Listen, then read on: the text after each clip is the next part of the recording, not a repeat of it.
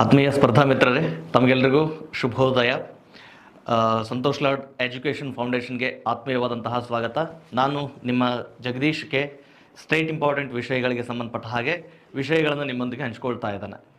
ಆತ್ಮೀಯರೇ, ನಾವು ಹಿಂದಿನ ತರಗತಿಯಲ್ಲಿ ಕರ್ನಾಟಕದ ಪ್ರಾಕೃತಿಕ ಲಕ್ಷಣಗಳ ಬಗ್ಗೆ ಚರ್ಚೆ ಮಾಡಬೇಕಾದ್ರೆ ಪಶ್ಚಿಮ ಘಟ್ಟಗಳಿಗೆ ಸಂಬಂಧಪಟ್ಟ ಹಾಗೆ ಚರ್ಚೆ ಮಾಡ್ತಾ ಇದ್ವಿ. ಸೊ ಆ ಪಶ್ಚಿಮ ಘಟ್ಟಗಳ ವ್ಯಾಪ್ತಿಯಲ್ಲಿ ನಿನ್ನೆ ನಾವು ಈ ಪಶ್ಚಿಮ ಘಟ್ಟಗಳ ವ್ಯಾಪ್ತಿಯಲ್ಲಿ ಕಂಡುಬರುವಂತಹ ಪ್ರಮುಖ ಪರ್ವತಗಳು, ಆಮೇಲೆ ಈ ಪಶ್ಚಿಮ ಘಟ್ಟಗಳ ಶ್ರೇಣಿಯಲ್ಲಿ ಕಂಡುಬರುವಂತಹ ಪ್ರಮುಖ ಜಲಪಾತಗಳ ಬಗ್ಗೆ ಚರ್ಚೆ ಮಾಡ್ತಾ ಇದ್ವಿ. ಸೊ ಆ ತರಗತಿಯನ್ನೇ ಇವತ್ತು ಮತ್ತೆ ಮುಂದುವರಿಸ್ತಾ ಇದ್ದಾನೆ. ಈಗ ಕರ್ನಾಟಕದಲ್ಲಿ ಪಶ್ಚಿಮ ಘಟ್ಟಗಳಿಗೆ ಸಂಬಂಧಪಟ್ಟ ಹಾಗೆ ಕರ್ನಾಟಕದಲ್ಲಿ ಪಶ್ಚಿಮ ಘಟ್ಟಗಳಿಗೆ ಸಂಬಂಧಪಟ್ಟ ಹಾಗೆ ಗಮನಿಸಿ.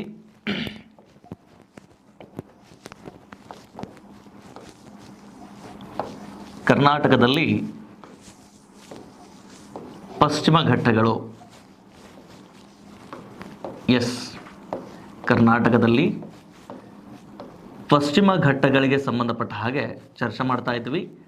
ಇಲ್ಲಿ ಗಮನಿಸಿ, ಇಲ್ಲಿ ಪಶ್ಚಿಮ ಘಟ್ಟಗಳಿಗೆ ಸಂಬಂಧಪಟ್ಟ ಹಾಗೆ ನಿನ್ನೆ ನಾವು ಈ ಪಶ್ಚಿಮ ಘಟ್ಟಗಳ ವ್ಯಾಪ್ತಿಯಲ್ಲಿ ಕಂಡುಬರುವಂತಹ ಜಲಪಾತಗಳಿಗೆ ಸಂಬಂಧಪಟ್ಟ ಹಾಗೆ ಚರ್ಚೆ ಮಾಡ್ತಾ ಇದ್ವಿ. ಜೊತೆಗೆ ಈ ಕರ್ನಾಟಕದ ವ್ಯಾಪ್ತಿಯಲ್ಲಿ ಈ ಪಶ್ಚಿಮ ಘಟ್ಟಗಳಿಗೆ ಸಂಬಂಧಪಟ್ಟ ಹಾಗೆ ಯಾವ ಸಮಿತಿಗಳು ನೇಮಕ ಆಗಿತ್ತು, ಈ ಪಶ್ಚಿಮ ಘಟ್ಟಗಳು ಪ್ರಸ್ತುತ ಇವುಗಳ ಕೇಂದ್ರ ಭಾಗ ಎಲ್ಲಿದೆ, ಕರ್ನಾಟಕದೊಳಗೆ ಪಶ್ಚಿಮ ಘಟ್ಟಗಳಿಗೆ ನಾವೇನಂತ ಕರೀತೇವೆ ಎನ್ನುವ ಆಧಾರದ ಮೇಲೆ ಚರ್ಚೆ ಮಾಡ್ತಾ ಇದ್ವಿ. ನೋಡ್ರಿ, ಪಶ್ಚಿಮ ಘಟ್ಟಗಳಿದ್ದಂತಹ ಕರ್ನಾಟಕದ ಭೂಭಾಗವನ್ನು ನಾವು ಈ ಸಹ್ಯಾದ್ರಿ ಪರ್ವತಗಳು ಅಂತ ಕರೀತೇವೆ. ಈ ಸಹ್ಯಾದ್ರಿ ಪರ್ವತಗಳು ಕೇವಲ ಕರ್ನಾಟಕ ಅಲ್ಲ, ಕರ್ನಾಟಕದ ಜೊತೆಗೆ ಮಹಾರಾಷ್ಟ್ರದಲ್ಲಿಯೂ ಕೂಡ ವ್ಯಾಪಿಸಿಕೊಂಡಿರುವಂತಹ ಪಶ್ಚಿಮ ಘಟ್ಟಗಳ ಶ್ರೇಣಿಗಳನ್ನು ನಾವು ಸಹ್ಯಾದ್ರಿ ಪರ್ವತ ಶ್ರೇಣಿಗಳಂತಲೂ ಕೂಡ ಕರಿತಾ ಇದ್ವಿ. ಇನ್ನು ಈ ಪಶ್ಚಿಮ ಘಟ್ಟಗಳ ವ್ಯಾಪ್ತಿಯಲ್ಲಿ ಒಂದು ಸ್ವಲ್ಪ ತಿಳ್ಕೊಳ್ಳೋದಾದರೆ ಇನ್ನೊಂದಿಷ್ಟು ಮಾಹಿತಿ ಇದೆ ಇಲ್ಲಿ.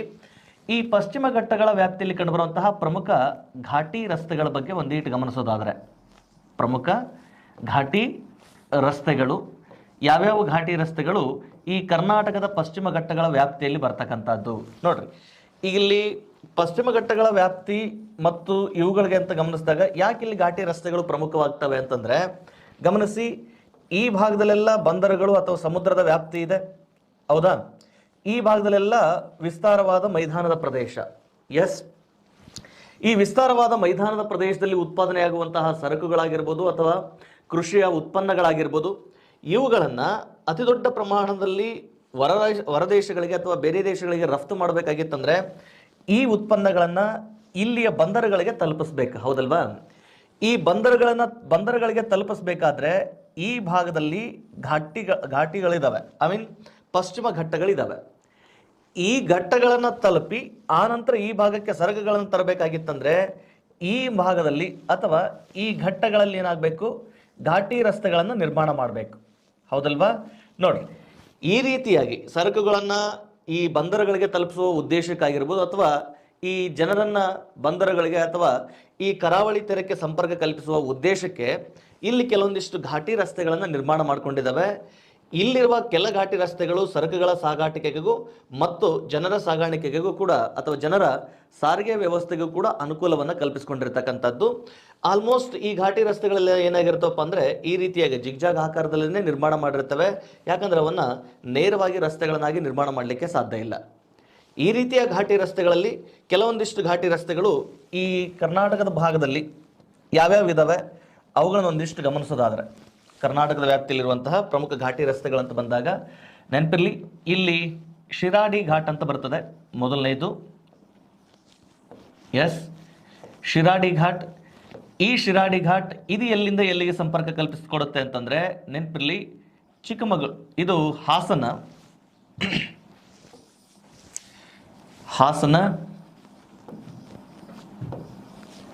ಸಕಲೇಶ್ಪುರ, ಹಾಸನ, ಸಕಲೇಶ್ಪುರ ಟು ಮಂಗಳೂರುವರೆಗೆ ಸಂಪರ್ಕವನ್ನು ಕಲ್ಪಿಸ್ಕೊಡ್ತಕ್ಕಂಥದ್ದು. ಹಾಸನ, ಸಕಲೇಶ್ಪುರ ಟು ಮಂಗಳೂರುವರೆಗೂ ಸಂಪರ್ಕ ಕಲ್ಪಿಸ್ಕೊಡ್ತಕ್ಕಂಥದ್ದು. ಇದು ಯಾವ ಘಾಟ್? ಇದು ಶಿರಾಡಿ ಘಾಟ್ಗೆ ಸಂಬಂಧಪಟ್ಟ ಹಾಗೆ. ದೆನ್ ನೆಕ್ಸ್ಟ್ ಶಿರಾಡಿ ಘಾಟ್ ಆದಮೇಲೆ ಎರಡನೇದು ತುಂಬ ಪ್ರಮುಖವಾಗಿರುವಂತಹ ಮತ್ತೊಂದು ಘಾಟ್ ಅಂತಂದರೆ ದಟ್ ಈಸ್ ಚಾರ್ಮಡಿ ಘಾಟ್ ಅಂತ ಹೇಳಿ. ಯಾವುದು? ಚಾರ್ಮಡಿ ಘಾಟ್.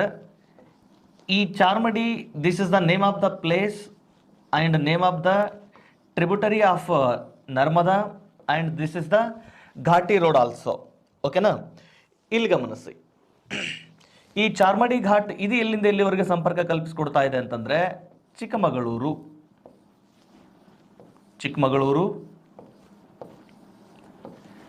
ಎಸ್, ಚಿಕ್ಕಮಗಳೂರು ಟು ಮಂಗಳೂರುವರೆಗೆ ಸಂಪರ್ಕವನ್ನು ಕಲ್ಪಿಸಿಕೊಡ್ತಕ್ಕಂಥದ್ದು. ಚಿಕ್ಕಮಗಳೂರು ಟು ಮಂಗಳೂರುವರೆಗೆ ಸಂಪರ್ಕ ಕಲ್ಪಿಸಿಕೊಡ್ತಕ್ಕಂಥದ್ದು. ಈ ಕರ್ನಾಟಕದ ಘಾಟಿ ರಸ್ತೆಗಳಲ್ಲಿ ಅತಿ ಹೆಚ್ಚು ಪ್ರಶ್ನೆಗಳಾಗಿರುವಂತಹ ಘಾಟಿ ರಸ್ತೆಗಳಂದ್ರೆ ಇವೆರಡು, ಒಂದು ಶಿರಾಡಿ ಘಾಟ್ ಆಗಿರ್ಬೋದು, ಆಮೇಲೆ ಚಾರ್ಮಾಡಿ ಘಾಟ್ ಆಗಿರ್ಬೋದು. ಈ ಶಿರಾಡಿ ಘಾಟ್ ಎಲ್ಲಿಂದ ಎಲ್ಲಿವರೆಗೆ ಸಂಪರ್ಕ ಕಲ್ಪಿಸಿಕೊಡ್ತಕ್ಕಂಥದ್ದು, ಆಮೇಲೆ ಚಾರ್ಮಾಡಿ ಘಾಟ್ ಎಲ್ಲಿಂದ ಎಲ್ಲಿವರೆಗೆ ಸಂಪರ್ಕ ಕಲ್ಪಿಸಿಕೊಡ್ತದ ಅನ್ನುವಂಥದ್ದು ಇಲ್ಲಿ ನಾವು ಹೆಚ್ಚು ಪ್ರಶ್ನೆಗಳನ್ನಾಗಿ ಗಮನಿಸ್ಕೊಂಡಿದ್ದಾವೆ. ಅದಾದ್ಮೇಲೆ ಮತ್ತೊಂದು ಪ್ರಮುಖ ಘಾಟ್ ಅಂತ ಬಂದಾಗ, ಮತ್ತೆ ಒಂದಿಷ್ಟು ಪ್ರಮುಖ ಘಾಟ್ಗಳಂತ ಬಂದಾಗ ಇಲ್ಲಿ ಆಗುಂಬೆ ಘಾಟ್ ಅಂತ ಬರ್ತದೆ. ಮತ್ತೆ ಯಾವುದು ಸರ್? ಆಗುಂಬೆ ಘಾಟ್ ಅಂತ ಹೇಳಿ. ಈ ಆಗುಂಬೆ ಘಾಟ್ ಮತ್ತೆ ಇದು ಎಲ್ಲಿಂದ ಎಲ್ಲಿಗೆ ಸಂಪರ್ಕವನ್ನು ಕಲ್ಪಿಸಿದೆ? ಯಾವುದು? ಆಗುಂಬೆ ಘಾಟ್. ಈ ಆಗುಂಬೆ ಘಾಟ್ ಗಮನಿಸಿ, ಇದು ಶಿವಮೊಗ್ಗ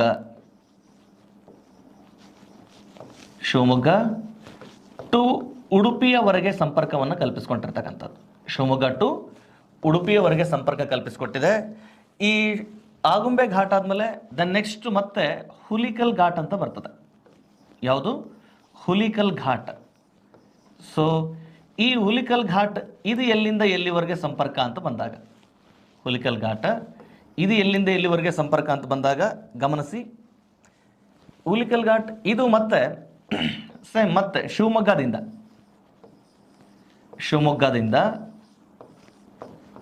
ಕುಂದಾಪುರದವರೆಗೂ ಸಂಪರ್ಕವನ್ನು ಕಲ್ಪಿಸಿಕೊಟ್ಟಿರ್ತಕ್ಕಂಥದ್ದು. ಶಿವಮೊಗ್ಗ ಟು ಕುಂದಾಪುರ. ಈ ಶಿವಮೊಗ್ಗ ಟು ಕುಂದಾಪುರ ಇದು ಆಲ್ಮೋಸ್ಟ್ ಉಡುಪಿ ಜಿಲ್ಲೆಯ ವ್ಯಾಪ್ತಿಯೊಳಗೆ ಕಂಡು ಬರ್ತಕ್ಕಂಥದ್ದು. ದೆನ್ ಹುಲಿಕಲ್ ಘಾಟ್ ಆದಮೇಲೆ ಮತ್ತೆ ಕರ್ನಾಟಕದಲ್ಲಿ ಕಂಡು ಬರುವಂತಹ ಪ್ರಮುಖ ಘಾಟ್ ಅಂತ ಬಂದಾಗ ನೆನಪಿರಲಿ, ಮತ್ತೆ ಇಲ್ಲಿ ಕೊಲ್ಲೂರು ಘಾಟ್ ಅಂತ ಬರ್ತದೆ. ಯಾವುದು? ಕೊಲ್ಲೂರು ಘಾಟ್ ಅಂತ ಹೇಳಿ. ಈ ಕೊಲ್ಲೂರು ಘಾಟ್ ಇದು ಎಲ್ಲಿಂದ ಎಲ್ಲಿವರೆಗೂ ಸಂಪರ್ಕ ಅಂತ ಬಂದಾಗ, ಕೊಲ್ಲೂರು ಘಾಟ್ ಇದು ಎಲ್ಲಿಂದ ಎಲ್ಲಿವರೆಗೂ ಸಂಪರ್ಕ ಅಂತ ಬಂದಾಗ ಗಮನಿಸಿ, ಇದು ಶಿರೂರು ಟು ಬೈಂದೂರುವರೆಗೆ ಸಂಪರ್ಕವನ್ನು ಕಲ್ಪಿಸಿಕೊಡ್ತದೆ.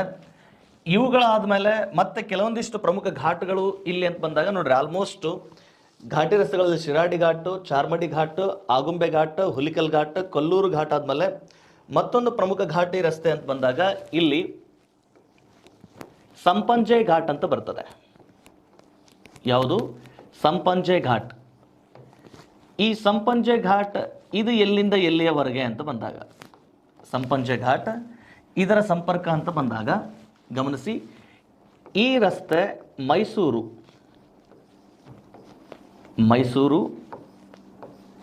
ಟು ಮಾನೆ ಇಲ್ಲಿಯವರೆಗೂ ಸಂಪರ್ಕವನ್ನು ಕಲ್ಪಿಸಿಕೊಡ್ತದೆ. ಯಾವ ಘಾಟ್ ಇದು? ಸಂಪಂಜೆ ಘಾಟ್. ಸಂಪಂಜೆ ಘಾಟ್ ಆದಮೇಲೆ ಮತ್ತೊಂದು ಪ್ರಮುಖ ಘಾಟ್, ದಟ್ ಈಸ್ ಸಂಪಂಜೆ ಘಾಟ್ ಆದಮೇಲೆ ಹುಲಿಕಲ್ ಘಾಟ್, ಕೊಲ್ಲೂರು ಘಾಟ್, ಆಗುಂಬೆ ಘಾಟ್, ಸಂಪಂಜೆ ಘಾಟ್, ಆನಂತರ ಇಲ್ಲಿ ಬಿಸಿಲೆ ಘಾಟ್ ಅಂತ ಬರ್ತದೆ. ಈ ಬಿಸಿಲೆ ಘಾಟ್ ಏನು ಅಷ್ಟು ಪ್ರಮುಖವಲ್ಲ, ಬಟ್ ಇದೇ ಸ್ಥಳೀಯವಾಗಿ ಒಂದಿಷ್ಟು ಸಂಪರ್ಕ ಕಲ್ಪಿಸಿಕೊಡ್ತದೆ. ಈ ಧರ್ಮಸ್ಥಳ ಕುಕ್ಕೆ ಸುಬ್ರಹ್ಮಣ್ಯ ವ್ಯಾಪ್ತಿ ಒಳಗೆ ಹೋಗಬೇಕಾದ್ರೆ ಅದೊಂದಿಷ್ಟು ಸಂಪರ್ಕವನ್ನು ಕಲ್ಪಿಸಿಕೊಡ್ತಕ್ಕಂಥದ್ದು. ಬಟ್ ಕರ್ನಾಟಕದಲ್ಲಿ ಪ್ರಮುಖವಾಗಿರುವಂತಹ ಘಾಟಿ ರಸ್ತೆಗಳಂತ ಬಂದಾಗ ಶಿರಾಡಿ ಘಾಟ್, ಚಾರ್ಮಾಡಿ ಘಾಟ್, ಆಗುಂಬೆ ಘಾಟ್, ಹುಲಿಕಲ್ ಘಾಟ್, ಕೊಲ್ಲೂರು ಘಾಟ್, ಆಮೇಲೆ ಸಂಪಂಜೆ ಘಾಟ್ ಅಂತ ಬರ್ತವೆ. ಆನಂತರ ಕೆಲವೊಂದಿಷ್ಟು ದೈವಿ ಮನೆ ಘಾಟ್ ಅಂತ ಬರ್ತವೆ. ಇವುಗಳೇನು ಅಷ್ಟು ಕೆಲವೊಂದಿಷ್ಟು ಸ್ಥಳೀಯ ಘಾಟಿ ರಸ್ತೆಗಳಿದ್ದಾವೆ. ಆದರೆ ತುಂಬ ಇಂಪಾರ್ಟೆಂಟ್ ಘಾಟಿ ರಸ್ತೆಗಳಂತಂದರೆ ಈ ಘಾಟಿ ರಸ್ತೆಗಳು. ಬಿಸಿಲೆ ಘಾಟ್ ಇದು ಬಂದರನ್ನು ಸಂಪರ್ಕಿಸುವುದಲ್ಲ, ಇದು ಈ ಧರ್ಮಸ್ಥಳ ಮತ್ತು ಕುಕ್ಕೆ ಸುಬ್ರಹ್ಮಣ್ಯ ವ್ಯಾಪ್ತಿಯೊಳಗೆ ಹೋಗಬೇಕಾದ್ರೆ ಈ ಘಾಟಿ ರಸ್ತೆ ಅಲ್ಲೊಂದಿಷ್ಟು ಪ್ರಮುಖ ಅನಿಸ್ತದೆ. ಓಕೆನಾ? ಈ ರಸ್ತೆಗಳನ್ನ ಅಥವಾ ಈ ಘಾಟಿ ರಸ್ತೆಗಳು ಯಾವ ವ್ಯಾಪ್ತಿಯಲ್ಲಿ ಅಂತ ಬಂದಾಗ ಈ ಕರ್ನಾಟಕದ ಪಶ್ಚಿಮ ಘಟ್ಟಗಳ ವ್ಯಾಪ್ತಿಯಲ್ಲಿ ಕಂಡುಬರುವಂತಹ ಪ್ರಮುಖ ಘಾಟಿ ರಸ್ತೆಗಳು ಅಂತ ಹೇಳಿ. ಇವುಗಳ ಜೊತೆಗೆ ಮತ್ತೆ ಇಲ್ಲಿ ಕರ್ನಾಟಕದೊಳಗ ಪಶ್ಚಿಮ ಘಟ್ಟಗಳನ್ನು ನಾವು ಈ ಪರಿಸರ ಸೂಕ್ಷ್ಮ ವಲಯಗಳು ಅಂತಂದೇಳಿ ಘೋಷಣೆ ಮಾಡಿದ್ದಾವೆ. ಜೊತೆಗೆ IUCN ಸಂಸ್ಥೆ ಏನಿದೆಲ್ಲ, IUCN is nothing but international union for conservation of nature and natural resources ಅಂತ ಬರ್ತದೆ. ಈ ಸಂಸ್ಥೆ ಪ್ರಪಂಚದಾದ್ಯಂತ ಈ ಅಳಿವಿನಂಚಿನಲ್ಲಿರುವಂತಹ ಪ್ರಭೇದಗಳನ್ನು ಪತ್ತೆ ಹಚ್ಚಿ ಅವುಗಳನ್ನು ಲೀಸ್ಟ್ ಮಾಡ್ತದೆ. ಅದನ್ನು ರೆಡ್ ಲೀಸ್ಟ್ ಪುಸ್ತಕದೊಳಗೆ ಅದನ್ನು ರೆಡ್ ಲೀಸ್ಟ್ ಅಂತಂದೇಳಿ ಎನ್ನುವಂಥ ಸಂಸ್ಥೆ ಆ ಅಷ್ಟು ಪ್ರಭೇದಗಳನ್ನು ಪತ್ತೆ ಹಚ್ಚಿ ರೆಡ್ ಡಾಟಾ ಬುಕ್ದೊಳಗೆ ಅಂದರೆ ಕೆಂಪು ದತ್ತಾಂಶ ಪುಸ್ತಕದೊಳಗೆ ಅವುಗಳನ್ನು ಸಂರಕ್ಷಣೆ ಮಾಡಿಡುತ್ತದೆ ಅಥವಾ ಅವುಗಳ ಮಾಹಿತಿಯನ್ನು ಸಂಗ್ರಹ ಮಾಡಿಡುತ್ತದೆ. ಆ ರೀತಿ ರೆಡ್ ಡಾಟಾ ಬುಕ್ನ ವ್ಯಾಪ್ತಿಯೊಳಗೆ ಕಂಡುಬರುವಂತಹ ಕೆಲವೊಂದಿಷ್ಟು ಈ ಅಳಿವಿನಂಚಿನಲ್ಲಿರುವಂತಹ ಪ್ರಭೇದಗಳು ಕೂಡ ಇವತ್ತು ಕರ್ನಾಟಕದ ಈ ಪಶ್ಚಿಮ ಘಟ್ಟಗಳ ವ್ಯಾಪ್ತಿಯಲ್ಲಿ ಅಥವಾ ಭಾರತದ ಪಶ್ಚಿಮ ಘಟ್ಟಗಳ ವ್ಯಾಪ್ತಿಯಲ್ಲಿ ಕಂಡುಬರ್ತವೆ. ಈಗೇನಿದು ಭಾರತದ ಪಶ್ಚಿಮ ಘಟ್ಟಗಳ ವ್ಯಾಪ್ತಿ ಏನಿದೆಯಲ್ವಾ, ಈ ಭಾರತದ ಪಶ್ಚಿಮ ಘಟ್ಟಗಳ ವ್ಯಾಪ್ತಿ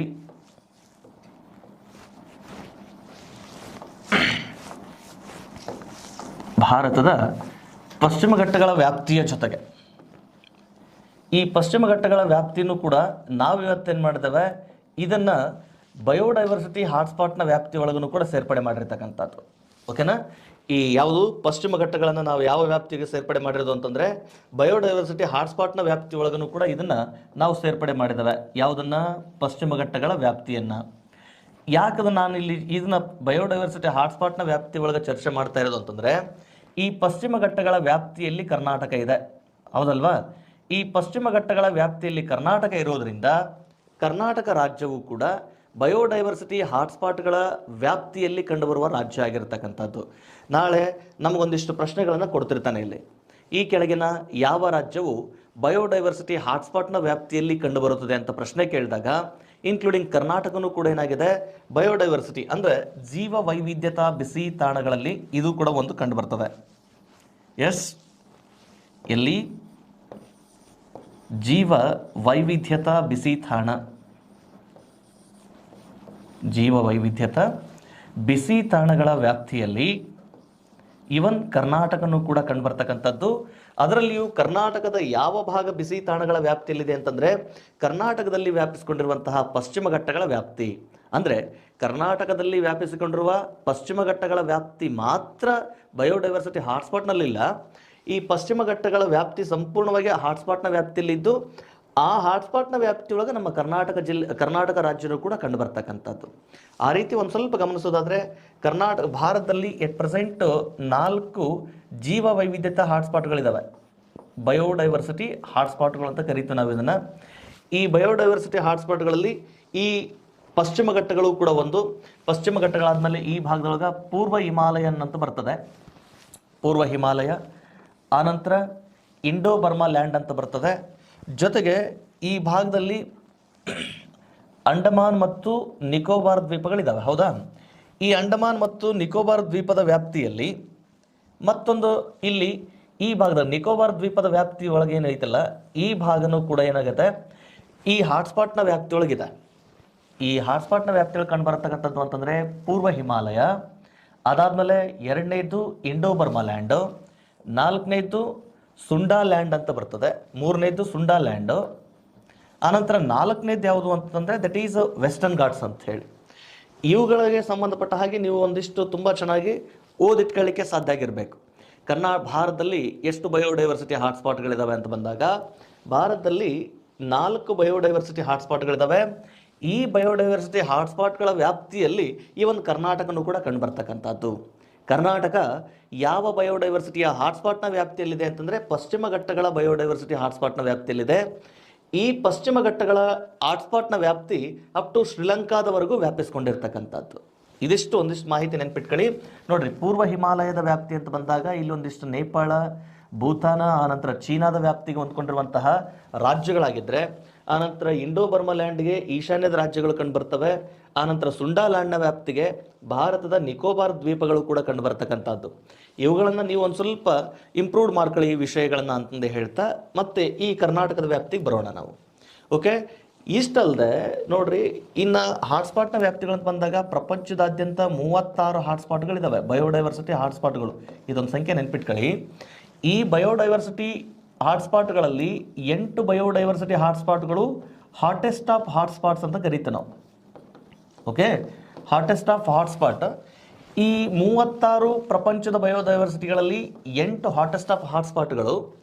ಆ 8 ಹಾಟೆಸ್ಟ್ ಆಫ್ ಹಾಟ್ಸ್ಪಾಟ್ಗಳಲ್ಲಿ ಭಾರತದ 3 ಹಾಟೆಸ್ಟ್ ಆಫ್ ಹಾಟ್ಸ್ಪಾಟ್ಗಳಿದ್ದಾವೆ. ಈ ಭಾರತದಲ್ಲಿ ಎಷ್ಟಿದ್ದಾವೆ? 3 ಹಾಟೆಸ್ಟ್ ಆಫ್ ಹಾಟ್ಸ್ಪಾಟ್ಸ್ಗಳು. ಅದರಲ್ಲಿ ಪಶ್ಚಿಮ ಘಟ್ಟಗಳು ಕೂಡ ಒಂದು. ಓಕೆನಾ? ನೋಡ್ರಿ, ಪ್ರಪಂಚದಾದ್ಯಂತ 36 ಹಾಟ್ಸ್ಪಾಟ್ಗಳಿದ್ದಾವೆ. ಆ ಹಾಟ್ಸ್ಪಾಟ್ಗಳಲ್ಲಿ 8 ಹಾಟೆಸ್ಟ್ ಆಫ್ ಹಾಟ್ಸ್ಪಾಟ್ಗಳು. ಆ 8 ಹಾಟೆಸ್ಟ್ ಆಫ್ ಹಾಟ್ಸ್ಪಾಟ್ಗಳಲ್ಲಿ 3 ಹಾಟೆಸ್ಟ್ ಆಫ್ ಹಾಟ್ಸ್ಪಾಟ್ಗಳಿರೋದಿಲ್ಲಪ್ಪ ಅಂತಂದರೆ ಭಾರತದಲ್ಲಿನೇ ಇದ್ದಾವೆ. ಅವುಗಳು ಯಾವುವು ಅಂತಂತಂದರೆ Indo Burma land, Sunda land and Western Ghats. ಹಾಗಾಗಿ ಕರ್ನಾಟಕದ ಪಶ್ಚಿಮ ಘಟ್ಟಗಳ ವಲಯ ಇದು ನಾಟ್ ಓನ್ಲಿ ಎ ಬಯೋಡೈವರ್ಸಿಟಿಕಲ್ hotspot, this is the hottest of hotspot ಅಂತಂದೇಳಿ.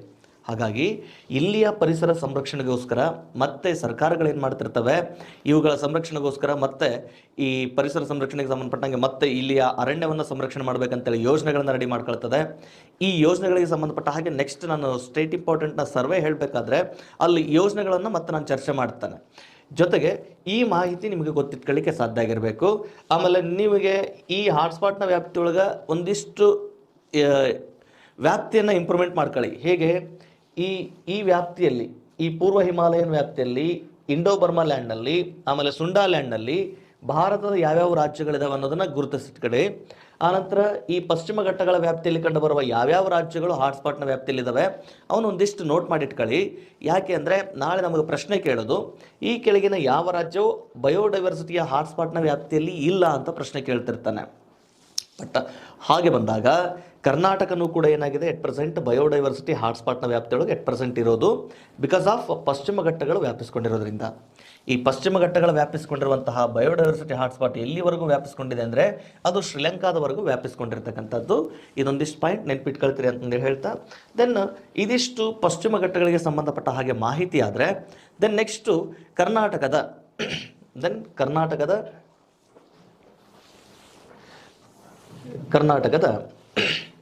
ಮತ್ತೊಂದು ಪ್ರಾಕೃತಿಕ ಲಕ್ಷಣ, ಕರ್ನಾಟಕದ ಮತ್ತೊಂದು ಪ್ರಾಕೃತಿಕ ಲಕ್ಷಣ ದಟ್ ಈಸ್ ಕರ್ನಾಟಕದ ಮೈದಾನ ಪ್ರದೇಶಗಳು ಅಂಥೇಳಿ. ಯಾವುದು? ಕರ್ನಾಟಕದ ಮೈದಾನ ಪ್ರದೇಶಗಳು ಅಂಥೇಳಿ ನೋಡ್ರಿ, ಗಮನಿಸಿ.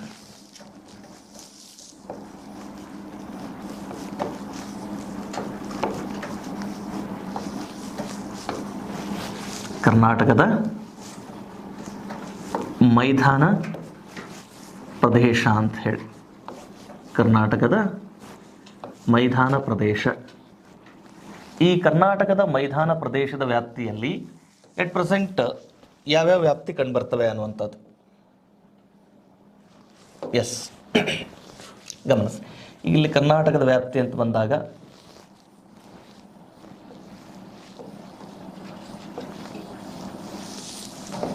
ಗಮನಿಸ್ರಿ, ಈ ಕರ್ನಾಟಕದ ವ್ಯಾಪ್ತಿಯೊಳಗೆ ದೆನ್ ನೆಕ್ಸ್ಟು ಇದೆಲ್ಲ ಕರಾವಳಿ ತೀರ ಆಗ್ಯದ, ಇಲ್ಲೆಲ್ಲ ಪಶ್ಚಿಮ ಘಟ್ಟಗಳ ವ್ಯಾಪ್ತಿ ಆವರಿಸ್ಕೊಂಡದ. ಈ ಪಶ್ಚಿಮ ಘಟ್ಟಗಳ ವ್ಯಾಪ್ತಿಯನ್ನು ಹೊರತುಪಡಿಸಿ ಇನ್ನು ಉಳಿದ ಭೂಭಾಗ ಏನೈತಲ್ಲ ಇದನ್ನು ನಾವು ಮೈದಾನ ಪ್ರದೇಶ ಅಂತ ಕರೀತವೆ. ಗಮನದಲ್ಲಿರಲಿ, ಓಕೆನಾ. ಈ ಮೈದಾನ ಪ್ರದೇಶದ ವ್ಯಾಪ್ತಿಯಲ್ಲಿ 8% ಭೂಭಾಗವನ್ನು ಇದನ್ನು ನಾವು ಪೂರ್ವದ ಮೈದಾನ ಅಂತ ಕರಿತೇವೆ. ಹೌದಾ? ಇದನ್ನು ಪೂರ್ವದ ಮೈದಾನ. ಯಾಕಿದು ಕರ್ನಾಟಕದ ವ್ಯಾಪ್ತಿಯೊಳಗೆ ಪೂರ್ವದ ಮೈದಾನ ಅಂತಂದರೆ ಪಶ್ಚಿಮ ವ್ಯಾಪ್ತಿಯೊಳಗೆ ಕರಾವಳಿಗಳಿದ್ದಾವೆ ಮತ್ತು ಘಟ್ಟಗಳಿದ್ದಾವೆ. ಈ ಪೂರ್ವದ ಮೈದಾನದ ವ್ಯಾಪ್ತಿಯನ್ನು ಅಥವಾ ಕರ್ನಾಟಕದ ಮೈದಾನ ಪ್ರದೇಶವನ್ನು 2 ವಿಧಗಳಾಗಿ ಅಧ್ಯಯನ ಮಾಡ್ತವೆ. ಒಂದು ಉತ್ತರದ ಮೈದಾನ ಅಂಥೇಳಿ, ಒಂದು ಉತ್ತರದ ಮೈದಾನ, ಎರಡನೇದು ದಕ್ಷಿಣದ ಮೈದಾನ ಅಂಥೇಳಿ. ಉತ್ತರದ ಮೈದಾನ ಮತ್ತು ದಕ್ಷಿಣದ ಮೈದಾನ ಅಂಥೇಳಿ ಮತ್ತೆ 2 ವಿಧಗಳಾಗಿ ಅಧ್ಯಯನ ಮಾಡುತ್ತವೆ. ಇದು ಯಾವುದನ್ನು? ಕರ್ನಾಟಕದ ಪ್ರಾಕೃತಿಕ ಲಕ್ಷಣಗಳ ವ್ಯಾಪ್ತಿ. ಇದು ಉತ್ತರದ ಮೈದಾನ, ಎಸ್. ಆನಂತರ ಇದು ದಕ್ಷಿಣದ ಮೈದಾನ ಅಂಥೇಳಿ. ಇನ್ನು ಕರ್ನಾಟಕದ ದಕ್ಷಿಣದ ಮೈದಾನದ ವ್ಯಾಪ್ತಿ ಅಂತ ಬಂದಾಗ ಆಲ್ಮೋಸ್ಟ್ ಇದೇನಾಗಿದೆ ಅಂತಂದರೆ ದಕ್ಕನ್ ಪ್ರಸ್ಥಭೂಮಿಯ ಭೂವ್ಯಾಪ್ತಿಗೆ ಸಂಬಂಧಪಡ್ತದೆ. ಈ ದಕ್ಕನ್ ಪ್ರಸ್ಥಭೂಮಿಯ ಭೂವ್ಯಾಪ್ತಿ ಹೇಗಿದೆ ಅಂತಂದರೆ ಇದು ಪಶ್ಚಿಮಕ್ಕೆ ಅತ್ಯಂತ ಎತ್ತರವಾಗಿದ್ದು ಪೂರ್ವಕ್ಕೆ ಇಳಿಜಾರನ್ನು ಹೊಂದಿರತಕ್ಕಂಥ. ಪಶ್ಚಿಮಕ್ಕೆ ಅತ್ಯಂತ ಎತ್ತರವಾಗಿದ್ದು ಪೂರ್ವಕ್ಕೆ ಇಳಿಜಾರನ್ನು ಹೊಂದಿದೆ. ಅಂದರೆ ಇದು ಕಡಿದಾದ ಎತ್ತರವನ್ನು ಹೊಂದಿದ್ದು ಮೇಲ್ಭಾಗದಲ್ಲಿ ಸಮತಟ್ಟಾಗಿದ್ದು ಪೂರ್ವಕ್ಕೆ ಹೋದಂತಲೇನಾಗಿದೆ, ಇಳಿಜಾರಾಗಿದೆ. ಇದು ಈ ಕರ್ನಾಟಕದ ಉತ್ತರದ ಮೈದಾನದ ಪ್ರಮುಖ ಲಕ್ಷಣ.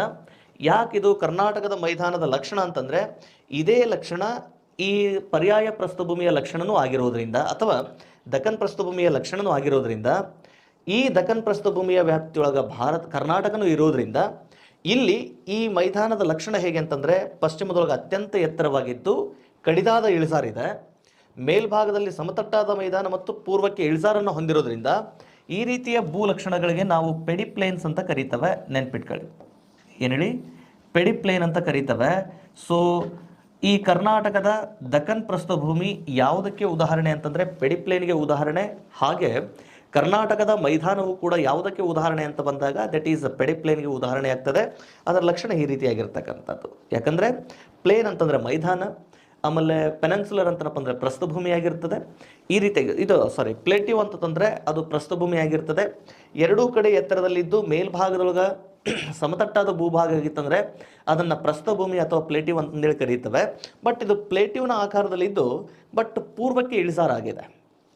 ಈ ರೀತಿಯ ಲಕ್ಷಣಗಳು ಕೂಡ ಇವನ್ ಭೌಗೋಳಿಕ ವಾಯುಗುಣದ ಮೇಲೂ ಕೂಡ ಪ್ರಭಾವ ಬೀರ್ತವೆ. ಅವುಗಳನ್ನು ನೆಕ್ಸ್ಟ್ ತಿಳ್ಕೊಳ್ಳೋಣ. ಇದೊಂದಿಟ್ಟು ನೆನ್ಪಿಟ್ಕೊಳ್ಳಿಕ್ಕೆ ಸಾಧ್ಯ ಆಗಲಿ. ಕರ್ನಾಟಕದ ಮೈದಾನ ಅಥವಾ ದಕ್ಕನ್ ಪ್ರಸ್ಥಭೂಮಿ ಇದು ಯಾವುದಕ್ಕೆ ಉದಾಹರಣೆ ಅಂತಂದರೆ ಪೆಡಿಪ್ಲೇನ್ಗೆ ಉದಾಹರಣೆ.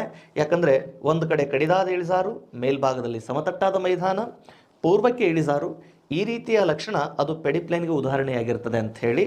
ದೆನ್ ನೆಕ್ಸ್ಟು ಕರ್ನಾಟಕದ ವ್ಯಾಪ್ತಿ ಇಲ್ಲಿ ಕಂಡು ಬರೋದರಿಂದ ಗಮನಿಸಿ ಸರ್, ಕರ್ನಾಟಕದ ಈ ಮೈದಾನವನ್ನು ನಾವು ಎರಡು ಪ್ರಸ್ಥಭೂಮಿಗಳಲ್ಲಿ ಅಧ್ಯಯನ ಮಾಡ್ತೇವೆ. ಕರ್ನಾಟಕದ ಮೈದಾನವನ್ನು ಎರಡು ಪ್ರಸ್ಥಭೂಮಿಗಳಲ್ಲಿ ನೋಡ್ರಿ. ಈಗ ಈ ದಕ್ಕನ್ ಪ್ರಸ್ಥಭೂಮಿ ಏನಿದೆ ಅಲ್ವಾ, ಈ ದಕ್ಕನ್ ಪ್ರಸ್ಥಭೂಮಿಯ ವ್ಯಾಪ್ತಿ ಸುಮಾರು 3 ಪ್ರಸ್ಥಭೂಮಿಗಳನ್ನು ಒಳಗೊಂಡಿರೋದು. ಒಂದು ಮರಾಠ ಪ್ರಸ್ಥಭೂಮಿ, ಇನ್ನೊಂದು ಮೈಸೂರು ಪ್ರಸ್ಥಭೂಮಿ, ಇನ್ನೊಂದು ತೆಲಂಗಾಣ ಪ್ರಸ್ಥಭೂಮಿ ಅಂತ ಬರ್ತದೆ.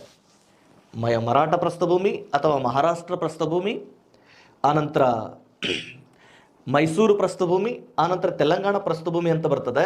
ಬಟ್ ಕರ್ನಾಟಕದ ಮೈದಾನ ಉತ್ತರದಲ್ಲಿ ಇದು ಮರಾಠ ಪ್ರಸ್ಥಭೂಮಿಗೆ ಸಂಬಂಧಪಟ್ಟಿರ್ತಕ್ಕಂಥದ್ದು. ನೆನಪಿರಲಿ, ಉತ್ತರದಲ್ಲಿ ಮರಾಠ ಪ್ರಸ್ಥಭೂಮಿಗೆ ಸಂಬಂಧಪಟ್ಟಿದೆ, ದಕ್ಷಿಣದಲ್ಲಿ ಮೈಸೂರು ಪ್ರಸ್ಥಭೂಮಿಗೆ ಸಂಬಂಧಪಟ್ಟಿದೆ. ದಕ್ಷಿಣದ ಪ್ರಸ್ಥಭೂಮಿ ಮೈಸೂರು, ಉತ್ತರದ ಮೈದಾನ ಅದು ಮರಾಠ ಪ್ರಸ್ಥಭೂಮಿಗೆ ಸಂಬಂಧಪಟ್ಟಿದೆ. ಇಲ್ಲಿ ಮರಾಠ ಪ್ರಸ್ಥಭೂಮಿ ಯಾಕೆ ಮುಖ್ಯ ಅಂತಂದರೆ ಮರಾಠ ಪ್ರಸ್ಥಭೂಮಿಯ ವ್ಯಾಪ್ತಿಯಲ್ಲಿ ಅತಿ ದೊಡ್ಡ ಪ್ರಮಾಣದ ಕಪ್ಪು ಮಣ್ಣಿದೆ. ಈ ಬಹುಶಃ ನಿಮಗೆ ಭಾರತದ ಜಾಗ್ರಫಿ ಹೇಳಬೇಕಾದ್ರೆ ಈ ಮಣ್ಣುಗಳಿಗೆ ಸಂಬಂಧಪಟ್ಟ ಹಾಗೆ ಸರ್ ಅವರು ತುಂಬ ಚೆನ್ನಾಗಿ ನಿಮಗೆ ವಿವರಣೆ ಕೊಟ್ಟಿರ್ತಾರೆ. ಹಾಗಾಗಿ ಅದನ್ನು ಹೆಚ್ಚಿಲ್ಲಿ ಚರ್ಚೆ ಮಾಡೋದು ಬೇಡ, ನೇರವಾಗಿ ವಿಷಯದ ಕಡೆ ಹೋಗೋಣ. ಇಲ್ಲಿ ಅತಿ ಹೆಚ್ಚು ಕಪ್ಪು ಮಣ್ಣಿರುವಂತಹ ಭೂಪ್ರದೇಶವನ್ನು ಮಹಾರಾಷ್ಟ್ರದೊಳಗೆ ಡೆಕ್ಕನ್ ಪ್ಲೇಟಿವ್ ಅಥವಾ ಇದನ್ನು ದಕ್ಕನ್ ಪ್ರಸ್ಥಭೂಮಿಯ ವ್ಯಾಪ್ತಿ ಅಂತ ಕರೀತವೆ. ಸೊ ಹಾಗಾಗಿ ಇದರ ಸಂಪೂರ್ಣ ಭೂಭಾಗದ ವ್ಯಾಪ್ತಿ ದಕ್ಕನ್ ಪ್ರಸ್ಥಭೂಮಿ ಅಂತ ಆನಂತರ ದಿನಮಾನಗಳಲ್ಲಿ ಕರೆಸ್ಕೊಂಡಿರೋದು. ಅತಿ ಹೆಚ್ಚು ಕಪ್ಪು ಮಣ್ಣಿರುವ ಭೂಭಾಗವನ್ನು ಮಹಾರಾಷ್ಟ್ರದೊಳಗೆ ಏನಂತ ಕರೆದಿದ್ದಾರೆ, ಡೆಕ್ಕನ್ ಪ್ಲೇಟಿವ್ ಅಥವಾ ದಕ್ಕನ್ ಪ್ರಸ್ಥಭೂಮಿ, ಕಪ್ಪು ಮಣ್ಣಿರುವ ನಾಡು ಅಂತಂದೇಳಿ ಕರೆದಿದ್ದಾರೆ. ಹಾಗಾಗಿ ಈ ಮರಾಠ ಪ್ರಸ್ಥಭೂಮಿಯ ವ್ಯಾಪ್ತಿಯೊಳಗೆ ಕರ್ನಾಟಕದ ಉತ್ತರದ ಮೈದಾನವಿದ್ದು ಈ ಭಾಗದಲ್ಲಿ ಕಪ್ಪು ಮಣ್ಣು ಹೆಚ್ಚಾಗಿದೆ. ಆದರೆ ದಕ್ಷಿಣದ ಮೈದಾನ ಇದು ಮೈಸೂರು ಪ್ರಸ್ಥಭೂಮಿಗೆ ಸಂಬಂಧಪಟ್ಟಿದ್ದು. ಈ ಮೈಸೂರು ಪ್ರಸ್ಥಭೂಮಿ ಅಪ್ ಟು ಮದ್ರಾಸ್ವರೆಗೂ ವಿಸ್ತಾರಗೊಂಡಿರೋದು. ಈ ಭಾಗದಲ್ಲಿ ಅತಿ ದೊಡ್ಡ ಪ್ರಮಾಣದಲ್ಲಿ ಕೆಂಪು ಮಣ್ಣಿದೆ. ಓಕೆನಾ. ನಾಳೆ ನಮಗೆ ಪ್ರಶ್ನೆ ಕೇಳ್ತಿರ್ತಾನೆ, ಕರ್ನಾಟಕದಲ್ಲಿ ಮೇಲ್ಭಾಗದಲ್ಲಿ ಕಪ್ಪು ಮಣ್ಣಿದೆ, ಹೌದಾ? ಮೇಲ್ಭಾಗದಲ್ಲಿ ಕಪ್ಪು ಮಣ್ಣಿದೆ,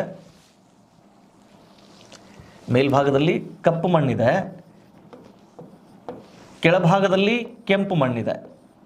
ಈ ಕಪ್ಪು ಮಣ್ಣು ಮತ್ತು ಕೆಂಪು ಮಣ್ಣನ್ನು ಎರಡಕ್ಕೂ ಹೋಲಿಕೆ ಮಾಡಿದ್ರೆ the percentage of total surface of Karnataka ಯಾವ ಮಣ್ಣು ಅತಿ ಹೆಚ್ಚಾಗಿದೆ ಅಂತ ಬಂದಾಗ, so percentage of soil surface on Karnataka ಅಂತ ಬಂದಾಗ ಅತಿ ಹೆಚ್ಚಾಗಿರೋದು ಯಾವುದು ಅಂತಂದರೆ ಕೆಂಪು ಮಣ್ಣು. ಇದು ನೆನ್ಪಿಟ್ಕೊಳ್ಳಿಕ್ಕೆ ಸಾಧ್ಯ ಆಗಲಿ.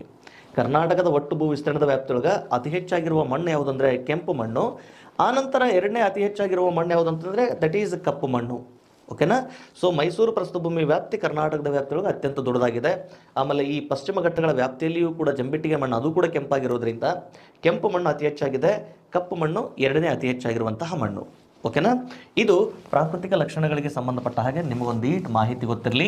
ಕರ್ನಾಟಕದ ವ್ಯಾಪ್ತಿಯೊಳಗೆ ಯಾವ್ಯಾವ ಪ್ರಸ್ಥಭೂಮಿಗಳಂದರೆ ಒಂದು ಮರಾಠ ಪ್ರಸ್ಥಭೂಮಿ, ಇನ್ನೊಂದು ಮೈಸೂರು ಪ್ರಸ್ಥಭೂಮಿ. ಮೈಸೂರು ಪ್ರಸ್ಥಭೂಮಿ ಕೆಂಪು ಮಣ್ಣಿನಿಂದ ಆಗಿದ್ದರೆ ಮರಾಠ ಪ್ರಸ್ಥಭೂಮಿ ಕಪ್ಪು ಮಣ್ಣಿನಿಂದ ಆಗಿದೆ. ಈ ಎರಡೂ ಮಣ್ಣುಗಳಲ್ಲಿ ಕರ್ನಾಟಕದೊಳಗೆ ಅತಿ ಹೆಚ್ಚಾಗಿ ಕಂಡುಬರುವ ಮಣ್ಣು ಯಾವುದು ಅಂತಂದರೆ ದಟ್ ಈಸ್ ಕೆಂಪು ಮಣ್ಣು. ಓಕೆ. ಇನ್ನು ಸಮ್ ಹೈಲೈಟ್ಸ್ ಆಫ್ ನದನ್ ಪ್ಲೇನ್ ಅಂತ ಬಂದಾಗ, ನದನ್ ಪ್ಲೇನ್ ಇನ್ ಕರ್ನಾಟಕ ಅಂತ ಬಂದಾಗ ಗಮನಿಸಿ, ಕರ್ನಾಟಕದ ಉತ್ತರದ ಮೈದಾನಕ್ಕೆ ಸಂಬಂಧಪಟ್ಟ ಹಾಗೆ, ಕರ್ನಾಟಕದ ಉತ್ತರದ ಮೈದಾನಕ್ಕೆ ಸಂಬಂಧಪಟ್ಟ ಹಾಗೆ ಕರ್ನಾಟಕದ ಉತ್ತರದ ಮೈದಾನವು ಕರ್ನಾಟಕದ ಉತ್ತರದ ಮೈದಾನ, ಇಲ್ಲಿ ಕೆಲವೊಂದಿಷ್ಟು ಪರ್ವತಗಳು ಕಂಡು ಬರ್ತವೆ. ಆ ಪರ್ವತಗಳು ಅಂತ ಬಂದಾಗ ಒಂದಿಷ್ಟು ಇಲ್ಲಿ ನರಗುಂದ ಬೆಟ್ಟ, ಆಮೇಲೆ ಪರಸಗಢ ಬೆಟ್ಟ, ಗುರುಮಟ್ಕಲ್ ಬೆಟ್ಟ, ಇಲ್ಕಲ್ ಬೆಟ್ಟಗಳು ಅಂತ ಕರೀತವೆ. ಇವೇನು ಅಂತಹ ಎತ್ತರವಾದಂತಹ ಬೆಟ್ಟಗಳೆಲ್ಲ. ಎಕ್ಸಾಮ್ನ ದೃಷ್ಟಿಕೋನದೊಳಗೆ ಇವುಗಳ ಮೇಲೆ ಪ್ರಶ್ನೆ ಕೇಳುವಂಥ ಸಾಧ್ಯತೆ ತೀರಾ ಕಡಿಮೆ ಇರ್ತದೆ.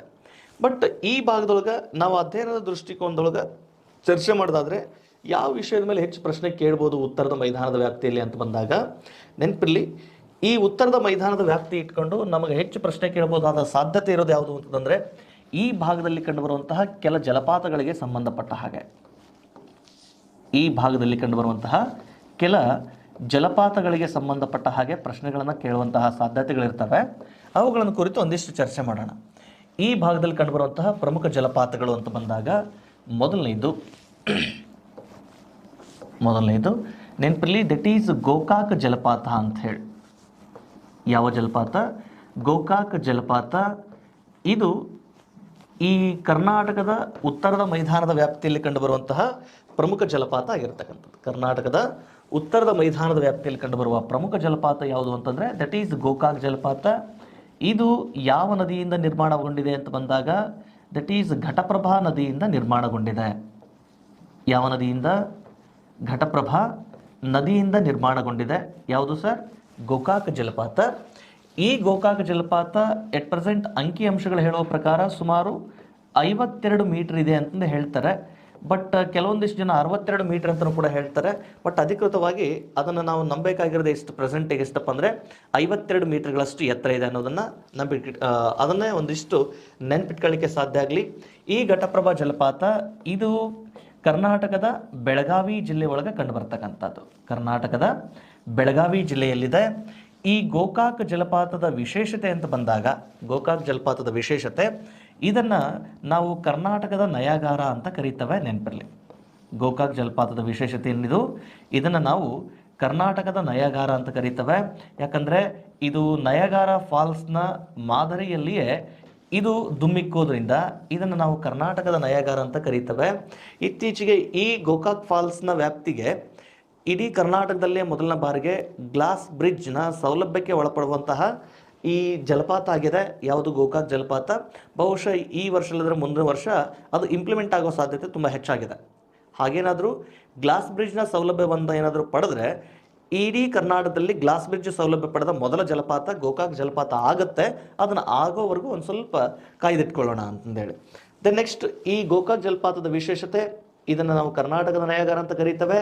ಯಾವ ನದಿಯಿಂದ? ಘಟಪ್ರಭಾ ನದಿಯಿಂದ. ಜೊತೆಗೆ ಈ ಗೋಕಾಕ್ ಜಲಪಾತದ ವ್ಯಾಪ್ತಿಯಲ್ಲಿ 1897ರ ವ್ಯಾಪ್ತಿ ಅಥವಾ 1887ರ ವ್ಯಾಪ್ತಿಯಲ್ಲಿ, ಗಮನಿಸ್ರಿ, ಡೇಟ್ ಅಷ್ಟೊಂದು ಪರ್ಟಿಕ್ಯುಲರ್ಲಿ ನೆನಪಿಲ್ಲ.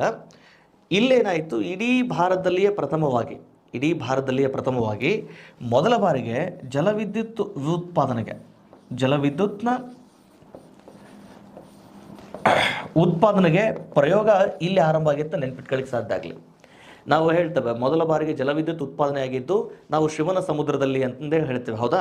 1902ರಲ್ಲಿ ಶಿವನ ಸಮುದ್ರದ ವ್ಯಾಪ್ತಿಯೊಳಗೆ ಉತ್ಪಾದನೆಯಾದಂತಹ ಜಲವಿದ್ಯುತ್ ಇದು ಪ್ರಪಂಚದ ಏಷ್ಯಾದ ಮೊಟ್ಟ ಮೊದಲ ಜಲವಿದ್ಯುತ್ ಯೋಜನೆ ಅಂತ ಕರೀತೇವೆ. ಬಟ್ ಈ ಏಷ್ಯಾದ ಮೊಟ್ಟ ಮೊದಲ ಜಲವಿದ್ಯುತ್ ಯೋಜನೆ ಅದು ಕರೆಸ್ಕೊಳ್ಳೋದಕ್ಕಿಂತ ಮುಂಚೆ ಜಲವಿದ್ಯುತ್ನ ಉತ್ಪಾದನೆಗೆ ಸಂಬಂಧಪಟ್ಟ ಹಾಗೆ ಮೊದಲು ಇಲ್ಲಿ ಪ್ರಯೋಗ ಆಗಿತ್ತು. ಬಟ್ ಈ ಪ್ರಯೋಗ ಇಲ್ಲೇನಾಗಿತ್ತು, ಉತ್ಪಾದನೆ ಆದಂತಹ ವಿದ್ಯುತ್ತು ವಾಣಿಜ್ಯದ ಬಳಕೆ ಆಗುವಷ್ಟುವರೆಗೂ ದೊಡ್ಡದಾಗಿರಲಿಲ್ಲ. ಇದರ ಜೊತೆಗೆ ಮತ್ತೆ ಭಾರತದೊಳಗೆ ಡಾರ್ಜಿಲಿಂಗ್ ಬಳಿ, ಪಶ್ಚಿಮ ಬಂಗಾಳದ ಡಾರ್ಜಿಲಿಂಗ್ನಲ್ಲಿಯೂ ಕೂಡ ವಿದ್ಯುತ್ತನ್ನು ಉತ್ಪಾದನೆ ಮಾಡುವಂತಹ ಪ್ರಯೋಗ ಆಗಿತ್ತು. ಬಟ್ ಇಲ್ಲಿಯೂ ಕೂಡ ಅದು ಈ ವಾಣಿಜ್ಯದ ಬಳಕೆಯ ವ್ಯಾಪ್ತಿಗೆ ಸಾಕಾಗುವಷ್ಟು ವಿದ್ಯುತ್ ಉತ್ಪಾದನೆ ಆಗಿರಲಿಲ್ಲ. ಆದರೆ ಫೈನಲಿ ಶಿವನ ಸಮುದ್ರದ ಬಳಿ ಏನು ಉತ್ಪಾದನೆ ಆಯ್ತಲ್ವ ವಿದ್ಯುತ್ತು, ಆ ಶಿವನ ಸಮುದ್ರದ ಬಳಿ ಉತ್ಪಾದನೆಯಾದಂತಹ ವಿದ್ಯುತ್ತು ಇದು ವಾಣಿಜ್ಯದ ಬಳಕೆಗೂ ಕೂಡ ಸಾಕಾಗುವಷ್ಟು ಹೆಚ್ಚು ವಿದ್ಯುತ್ತನ್ನು ಉತ್ಪಾದನೆ ಆಯ್ತಲ್ಲಿ. ಆ ವಿದ್ಯುತ್ತನ್ನು ಇಟ್ಕೊಂಡು ನೆಕ್ಸ್ಟ್ 1905ರಲ್ಲಿ ಬೆಂಗಳೂರಿಗೆ ಪೂರೈಕೆ ಮಾಡಲಾಯಿತು. ಇದು ವಾಣಿಜ್ಯದ ಬಳಕೆಗೂ ಕೂಡ ಲಭ್ಯ ಆಗಿದ್ದರಿಂದ ಶಿವನ ಸಮುದ್ರ ಜಲವಿದ್ಯುತ್ ಯೋಜನೆಯನ್ನೇ ನಾವು ಏಷ್ಯಾದ ಮೊದಲ ಜಲವಿದ್ಯುತ್ ಯೋಜನೆ ಅಂತ ಪರಿಗಣಿಸೋದು. ಸರ್ ಮತ್ತೆ ಗೋಕಾಕ್ದೊಳಗೆ ಉತ್ಪಾದನೆ ಆಗಿರುವ ಜಲವಿದ್ಯುತ್ ನಾವು ಪರಿಗಣಿಸೋದು ಆಗಲ್ವಾ ಅಂತ ಕೇಳಿದಾಗ ಅದನ್ನು ಪರಿಗಣಿಸೋದಕ್ಕೆ ಸಾಧ್ಯ ಇಲ್ಲ. ಅದು ಕೇವಲ ಪ್ರಾಯೋಗಿಕವಾಗಿತ್ತು ಮತ್ತು ಅಲ್ಲಿ ಉತ್ಪಾದನೆಯಾದಂತಹ ವಿದ್ಯುತ್ತು ವಾಣಿಜ್ಯದ ಬಳಕೆಗೆ ಸಾಕಾಗುವಷ್ಟು ಹೆಚ್ಚು ವ್ಯಾಪ್ತಿಯನ್ನು ಹೊಂದಿರಲಿಲ್ಲ ಅನ್ನೋ ಆಧಾರದ ಮೇಲೆ. ಬಟ್ ಈ ಒಂದಿಷ್ಟು ಪಾಯಿಂಟ್ ನೆನ್ಪಿಟ್ಕೊಳ್ಳಿಕ್ಕೆ ಸಾಧ್ಯ ಆಗಲಿ. ಆಫ್ಲೈನಲ್ಲಿ ಆಗಿರ್ಬೋದು, ಆನ್ಲೈನಲ್ಲಿ ಆಗಿರ್ಬೋದು, ಗೋಕಾಕ್ ಮೊದಲಲ್ವಾ ಸರ್ ಅಂತಂದೇ ಕೇಳ್ತಿರ್ತಾರೆ. ಬಟ್ ಗೋಕಾಕ್ ಯಾಕೆ ಮೊದಲಲ್ಲ ಅಂತಂದರೆ ಅಲ್ಲಿ ಉತ್ಪಾದನೆಯಾದಂತಹ ವಿದ್ಯುತ್ನ ವ್ಯಾಪ್ತಿ ವಾಣಿಜ್ಯದ ಉದ್ದೇಶಕ್ಕೆ ಪೂರೈಕೆಯಾಗುವಷ್ಟು ಆಗಿರಲಿಲ್ಲ. ಹಾಗಾಗಿ ಈ ಶಿವನ ಸಮುದ್ರ ಜಲವಿದ್ಯುತ್ ಯೋಜನೆಯನ್ನೇ ನಾವು ಏಷ್ಯಾದ ಮೊದಲ ಜಲವಿದ್ಯುತ್ ಯೋಜನೆ ಅಂತೇಳಿ ಪರಿಗಣಿಸಬೇಕು. ಓಕೆನಾ? ಇದೇನಿದು ಗೋಕಾಕ್ ಜಲಪಾತಕ್ಕೆ ಸಂಬಂಧಪಟ್ಟಿದ್ದಾದರೆ. ಇನ್ನು ಕರ್ನಾಟಕದ ನಯಾಗಾರ ಇದಾದರೆ ಭಾರತದ ನಯಾಗಾರ ಯಾವುದು ಅಂತ ಕೇಳ್ತಾನೆ. ಇದೊಂದು ಸ್ವಲ್ಪ ನೆನ್ಪಿಟ್ಕೊಳ್ಳಿ. ಭಾರತದ ನಯಾಗಾರ ಜಲಪಾತ ಯಾವುದು ಅಂದರೆ ದಟ್ ಈಸ್ ಚಿತ್ರಕೂಟ ಜಲಪಾತ ಅಂತ ಹೇಳಿ. ಯಾವುದು? ಭಾರತದ ನಯಾಗಾರ ಯಾವುದು ಅಂದರೆ ದಟ್ ಈಸ್ ಚಿತ್ರಕೂಟ ಜಲಪಾತ. ಈ ಚಿತ್ರಕೂಟ ಜಲಪಾತ ಇದು ಗೋದಾವರಿ ನದಿಯ ಉಪನದಿಯಾಗಿರುವಂತಹ ಇಂದ್ರಾವತಿ ನದಿಯಿಂದ ನಿರ್ಮಾಣಗೊಂಡಿದೆ. ಯಾವ ನದಿಯಿಂದ? ಗೋದಾವರಿ ನದಿಯ ಉಪನದಿಯಾಗಿರುವಂತಹ ಇಂದ್ರಾವತಿ ನದಿಯಿಂದ ನಿರ್ಮಾಣಗೊಂಡಿದೆ. ಯಾವುದದು? ಚಿತ್ರಕೂಟ ಜಲಪಾತ. ಇದು ಎಲ್ಲಿದೆಪ್ಪ ಅಂತಂದರೆ ಛತ್ತೀಸ್ಗಢ ರಾಜ್ಯದಲ್ಲಿದೆ. ಎಲ್ಲಿದೆ? ಛತ್ತೀಸ್ಗಢ ರಾಜ್ಯದಲ್ಲಿದೆ. ಈ ಛತ್ತೀಸ್ಗಢ ರಾಜ್ಯದಲ್ಲಿ ನಿರ್ಮಾಣಗೊಂಡಿರುವಂತಹ ಜಲಪಾತ ದಟ್ ಈಸ್ ಚಿತ್ರಕೂಟ ಜಲಪಾತ ಯಾವ ನದಿಯಿಂದ? ಇಂದ್ರಾವತಿ ನದಿಯಿಂದ ನಿರ್ಮಾಣಗೊಂಡಿದೆ. ಇದನ್ನು ನಾವು ಈ ಭಾರತದ ನಯಾಗಾರ ಅಂತ ಕರೀತೇವೆ. ಭಾರತದ ನಯಾಗಾರ ಚಿತ್ರಕೂಟ ಜಲಪಾತ. ದೆನ್ ಕರ್ನಾಟಕದ ನಯಾಗಾರ ದಟ್ ಈಸ್ ಗೋಕಾಕ ಜಲಪಾತ. ಓಕೆನಾ? ಇದು ನೆನ್ಪಿಟ್ಕೊಳ್ಳಿ. ಇನ್ನು ದಕ್ಷಿಣ ಭಾರತದ ನಯಾಗಾರ ಯಾವುದು ಅದನ್ನು ಕೂಡ ಮುಂದೆ ಚರ್ಚೆ ಮಾಡ್ತೇನೆ ನಾನು ನಿಮಗೆ. Is the clear sir? ಈ ಉತ್ತರ ಕರ್ನಾಟಕದ ಮೈದಾನದಲ್ಲಿ ಕಂಡುಬರುವಂತಹ ಪ್ರಮುಖ ಜಲಪಾತ ಅಂತಂದರೆ ದಟ್ ಈಸ್ ಗೋಕಾಕ ಜಲಪಾತ. ಗೋಕಾಕ ಜಲಪಾತದ ನಂತರ ಮತ್ತು ಇಲ್ಲಿ ಕಂಡುಬರುವಂತಹ ಕೆಲವೊಂದಿಷ್ಟು ಜಲಪಾತಗಳು ಅಂತ ಬಂದಾಗ, ಗೋಕಾಕ್ ಜಲಪಾತದ ನಂತರ ಇಲ್ಲಿ ಕಂಡುಬರುವಂತಹ ಪ್ರಮುಖ ಜಲಪಾತಗಳು ಅಂತ ಬಂದಾಗ ನೆನಪಿರಲಿ, ಇಲ್ಲಿ ಇನ್ನೊಂದು ಜಲಪಾತ ಕಂಡುಬರುತ್ತೆ ಸರ್. ದಟ್ ಈಸ್ ಛಾಯಾ ಭಗವತಿ ಜಲಪಾತ ಅಂತ ಬರ್ತದೆ. ಯಾವುದು? ಛಾಯಾ ಭಗವತಿ ಜಲಪಾತ.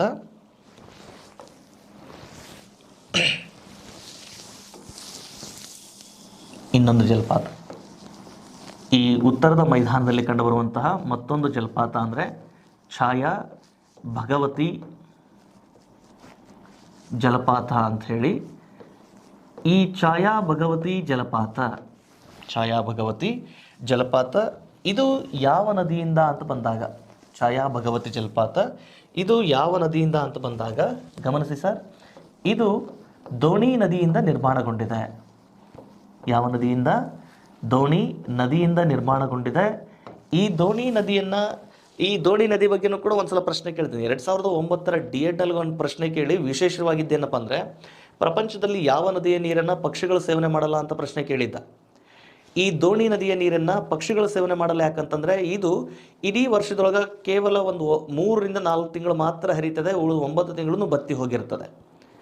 ಜೊತೆಗೆ ಈ ನದಿಯ ವ್ಯಾಪ್ತಿಯಲ್ಲಿ ಹಾದು ಬರುವ ಸಂದರ್ಭದೊಳಗೆ ಈ ನದಿಯ ವ್ಯಾಪ್ತಿಯಲ್ಲಿ ಈ ಮೇಲ್ಮೈ ಭೂಲಕ್ಷಣ ಹೇಗಿದೆ ಅಂತಂದರೆ ಸವಳು ಮಣ್ಣಿದೆ, ಆಮೇಲೆ ಕಲ್ಮಶಗಳು ಸೇರುವುದರಿಂದ ಅದು ಪ್ರಾಣಿ ಪಕ್ಷಿಗಳ ಕುಡಿಯುವಿಕೆಗೆ ಮತ್ತು ಬಳಕೆಗೆ ಯೋಗ್ಯವಾಗಿಲ್ಲ ಅನ್ನೋ ಕಾರಣಕ್ಕೆ ಈ ದೋಣಿ ನದಿಯ ನೀರನ್ನು ಪ್ರಾಣಿಗಳು ಮತ್ತು ಪಕ್ಷಿಗಳು ಸೇವನೆ ಮಾಡಲ್ಲ ಅಂತಂದೇಳಿ ಒಂದಿಷ್ಟು ಅಭಿಪ್ರಾಯ ಪಡ್ತಾರೆ. ಹಾಗಾಗಿ ಅದೇನೇ ಇರಲಿ, ಈ ದೋಣಿ ನದಿಯಿಂದ ನಿರ್ಮಾಣಗೊಂಡಿರುವಂತಹ ಪ್ರಮುಖ ಜಲಪಾತ ಅಂದರೆ ದಟ್ ಈಸ್ ಛಾಯಾ ಭಗವತಿ ಜಲಪಾತ. ಇದು ಕರ್ನಾಟಕದ ಪ್ರೆಸೆಂಟ್ ಯಾದಗಿರಿ ಜಿಲ್ಲೆಯ ವ್ಯಾಪ್ತಿಯೊಳಗೆ ಕಂಡುಬರ್ತದೆ. ಮೊದಲು ರಾಯಚೂರು ಜಿಲ್ಲೆಯ ವ್ಯಾಪ್ತಿಯೊಳಗಿತ್ತು. ಯಾವಾಗ ಯಾದಗಿರಿ ಜಿಲ್ಲೆ ಸಪರೇಟ್ ಆಗಿದೋ ಅವಾಗ ಇದು ಛಾಯಾ ಭಗವತಿ ಜಲಪಾತ ಯಾವ ಜಿಲ್ಲೆಯ ವ್ಯಾಪ್ತಿ ಕಂಡುಬರ್ತದೆ ಅಂತಂದರೆ ಪ್ರಸ್ತುತ ಯಾದಗಿರಿ ಜಿಲ್ಲೆಯ ವ್ಯಾಪ್ತಿಯೊಳಗೆ ಕಂಡುಬರ್ತದೆ. ಯಾದಗಿರಿ ಜಿಲ್ಲೆಯ ವ್ಯಾಪ್ತಿಯಲ್ಲಿ ಕಂಡುಬರ್ತದೆ. ಅದಾದಮೇಲೆ ನೆಕ್ಸ್ಟು ಈ ಉತ್ತರದ ಮೈದಾನದಲ್ಲಿ ಕಂಡುಬರುವಂತಹ ಮತ್ತೊಂದು ಜಲಪಾತ ಅಂತಂದರೆ ದಟ್ ಈಸ್ ಜಲದುರ್ಗ ಜಲಪಾತ ಅಂತ ಬರ್ತದೆ. ಯಾವುದು? ಜಲದುರ್ಗ ಜಲಪಾತ ಅಂತ ಹೇಳಿ. ಈ ಜಲದುರ್ಗ ಜಲಪಾತ ಇದು ಯಾವ ನದಿಯಿಂದ ಅಂತ ಬಂದಾಗ, ಜಲದುರ್ಗ ಜಲಪಾತ ಇದು ಯಾವ ನದಿಯಿಂದ ಅಂತ ಬಂದಾಗ ನೆನಪಿರಲಿ, ಈ ಜಲದುರ್ಗ ಜಲಪಾತ ಇದು ಪ್ರೆಸೆಂಟ್ ಕೃಷ್ಣಾ ನದಿಯಿಂದ ನಿರ್ಮಾಣಗೊಂಡಿದೆ. ಎಸ್, ಕೃಷ್ಣಾ ನದಿಯಿಂದ ನಿರ್ಮಾಣಗೊಂಡಿದೆ. ಇದು ರಾಯಚೂರು ಜಿಲ್ಲೆಯ ಲಿಂಗಸೂಗೂರು ಬಳಿ ನಿರ್ಮಾಣಗೊಂಡಿರತಕ್ಕಂಥ, ರಾಯಚೂರು ಜಿಲ್ಲೆಯ ಲಿಂಗಸೂಗೂರು ಬಳಿ ಇದು ನಿರ್ಮಾಣಗೊಂಡಿದೆ. ದಟ್ ಈಸ್ ಛಾಯಾ ಭಗವತಿ ಯಾವುದು ಜಲದುರ್ಗ ಜಲಪಾತ ಅಂತ ಹೇಳಿ ಯಾವ ನದಿಯಿಂದ ನಿರ್ಮಾಣಗೊಂಡಿದೆ? ಕೃಷ್ಣಾ ನದಿಯಿಂದ ನಿರ್ಮಾಣಗೊಂಡಿದೆ. ಛಾಯಾ ಭಗವತಿ ಜಲಪಾತ ದೋಣಿ ನದಿಯಿಂದ ನಿರ್ಮಾಣಗೊಂಡಿದೆ. ಈ 3 ಪ್ರಮುಖ ಜಲಪಾತಗಳು ಉತ್ತರದ ಮೈದಾನದಲ್ಲಿದ್ದಾವೆ. ಇವುಗಳನ್ನ ನೆನ್ಪಿಟ್ಕೊಳ್ಳಿಕ್ಕೆ ಸಾಧ್ಯ ಆಗಲಿ. ಒಂದು ಗೋಕಾಕ್ ಜಲಪಾತ, ಛಾಯಾ ಭಗವತಿ ಜಲಪಾತ, ಜಲದುರ್ಗ ಜಲಪಾತ. ಸೊ ಕೃಷ್ಣಾ ನದಿ ಕರ್ನಾಟಕದಲ್ಲಿ ನಿರ್ಮಾಣ ಮಾಡಿರುವ ಪ್ರಮುಖ ಜಲಪಾತ ಯಾವುದು ಅಂದರೆ ದಟ್ ಈಸ್ ಜಲದುರ್ಗ ಜಲಪಾತ.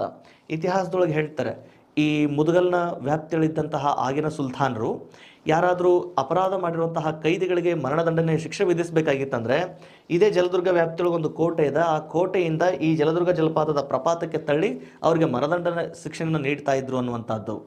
ಸೊ ಸಾಧ್ಯ ಇತ್ತಂದರೆ ಇಲ್ಲಿ ಪ್ರವಾಸೋದ್ಯಮ ಅಷ್ಟೊಂದು ಇಂಪ್ರೂವ್ ಇಲ್ಲ. ಒಂದು ಸಾರ್ತಿ ಗಮನಿಸ್ಕೊಂಡಾಗ ಈ ಜಲದುರ್ಗ ಜಲಪಾತವು ಕೂಡ ಕರ್ನಾಟಕದಲ್ಲಿ ಪ್ರವಾಸೋದ್ಯಮಕ್ಕೆ ಅತ್ಯಂತ ಅಭಿವೃದ್ಧಿಪಡಿಸಿದರೆ ಜಲದುರ್ಗ ಜಲಪಾತನೂ ಕೂಡ ಪ್ರವಾಸೋದ್ಯಮಕ್ಕೆ ಉತ್ತಮ ಆರ್ಥಿಕ ಕೊಡುಗೆಯನ್ನು ಕೂಡ ನೀಡುವಂತಹ ಜಲಪಾತನೂ ಆಗಿದೆ ಅನ್ನುವಂಥದ್ದು. ಇದು ಸ್ವಲ್ಪ ನೆನ್ಪಿಟ್ಕೊಳ್ಳಿಕ್ಕೆ ಸಾಧ್ಯ ಆಗಲಿ. ಇವುಗಳ ಜೊತೆಗೆ ಇನ್ನು ಕರ್ನಾಟಕದ ಬೆಳಗಾವಿ ಜಿಲ್ಲೆ ಒಳಗೆ ಸೊಗಲಾ ಜಲಪಾತ ಅಂತ ಬರ್ತದೆ ಘಟಪ್ರಭಾ ನದಿಯಿಂದ. ಆಮೇಲೆ ಇವುಗಳನ್ನು ಒಂದಿಷ್ಟು ನೆನ್ಪಿಟ್ಕೊಳ್ಳಿ. ಸೊಗಲಾ ಜಲಪಾತ ಇದು ಯಾವ ನದಿಯಿಂದ? ಘಟಪ್ರಭಾ ನದಿಯಿಂದ ನಿರ್ಮಾಣಗೊಂಡಿರ್ತಕ್ಕಂಥದ್ದು. ಇವೇನಂತಹ ಹೆಚ್ಚು ಪ್ರಾಮುಖ್ಯತೆ ಇರುವಂತಹ ಜಲಪಾತಗಳಲ್ಲ, ಬಟ್ ನೆನ್ಪಿಟ್ಕೊಳ್ಳಿಕ್ಕೆ ಸಾಧ್ಯ ಆಗಲಿ. ಬಟ್ ತುಂಬ ಮುಖ್ಯವಾಗಿ ಈ ಜಲಪಾತಗಳನ್ನು ನೆನ್ಪಿಟ್ಕೊಳ್ಳಿಕ್ಕೆ ಸಾಧ್ಯ ಆಗಿರಬೇಕು. ಇದು ಕರ್ನಾಟಕದ ಉತ್ತರದ ಮೈದಾನಗಳಿಗೆ ಸಂಬಂಧಪಟ್ಟಂತಹ ಕೆಲವೊಂದಿಷ್ಟು ಇಂಪಾರ್ಟೆಂಟ್ ಹೈಲೈಟ್ಸ್ಗಳಾದರೆ, ಇನ್ನು ಕರ್ನಾಟಕದ ದಕ್ಷಿಣದ ಮೈದಾನಕ್ಕೆ ಸಂಬಂಧಪಟ್ಟ ಹಾಗೆ ಕರ್ನಾಟಕದ ಉತ್ತರದ ಮೈದಾನದ ನಂತರ ಒಂದು ಸ್ವಲ್ಪ ದಕ್ಷಿಣದ ಮೈದಾನದ ವ್ಯಾಪ್ತಿಗೆ ಸಂಬಂಧಪಟ್ಟ ಹಾಗೆ ಕರ್ನಾಟಕದ ದಕ್ಷಿಣದ ಮೈದಾನ, ಕರ್ನಾಟಕದ ದಕ್ಷಿಣದ ಮೈದಾನ ಅಂತ ಬಂದಾಗ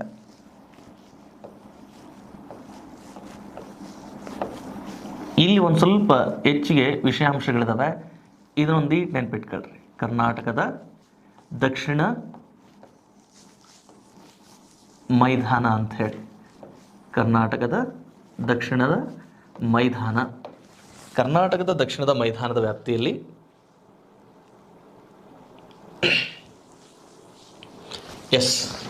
ಕರ್ನಾಟಕದ ದಕ್ಷಿಣದ ಮೈದಾನದ ವ್ಯಾಪ್ತಿ. ಈ ಕರ್ನಾಟಕದ ದಕ್ಷಿಣದ ಮೈದಾನ ಅಂತ ಬಂದಾಗ ಇಲ್ಲಿ ಕೆಲವೊಂದಿಷ್ಟು ಪ್ರಮುಖ ಪರ್ವತಗಳಿದ್ದಾವೆ, ಆನಂತರ ಪ್ರಮುಖ ಜಲಪಾತಗಳಿದ್ದಾವೆ.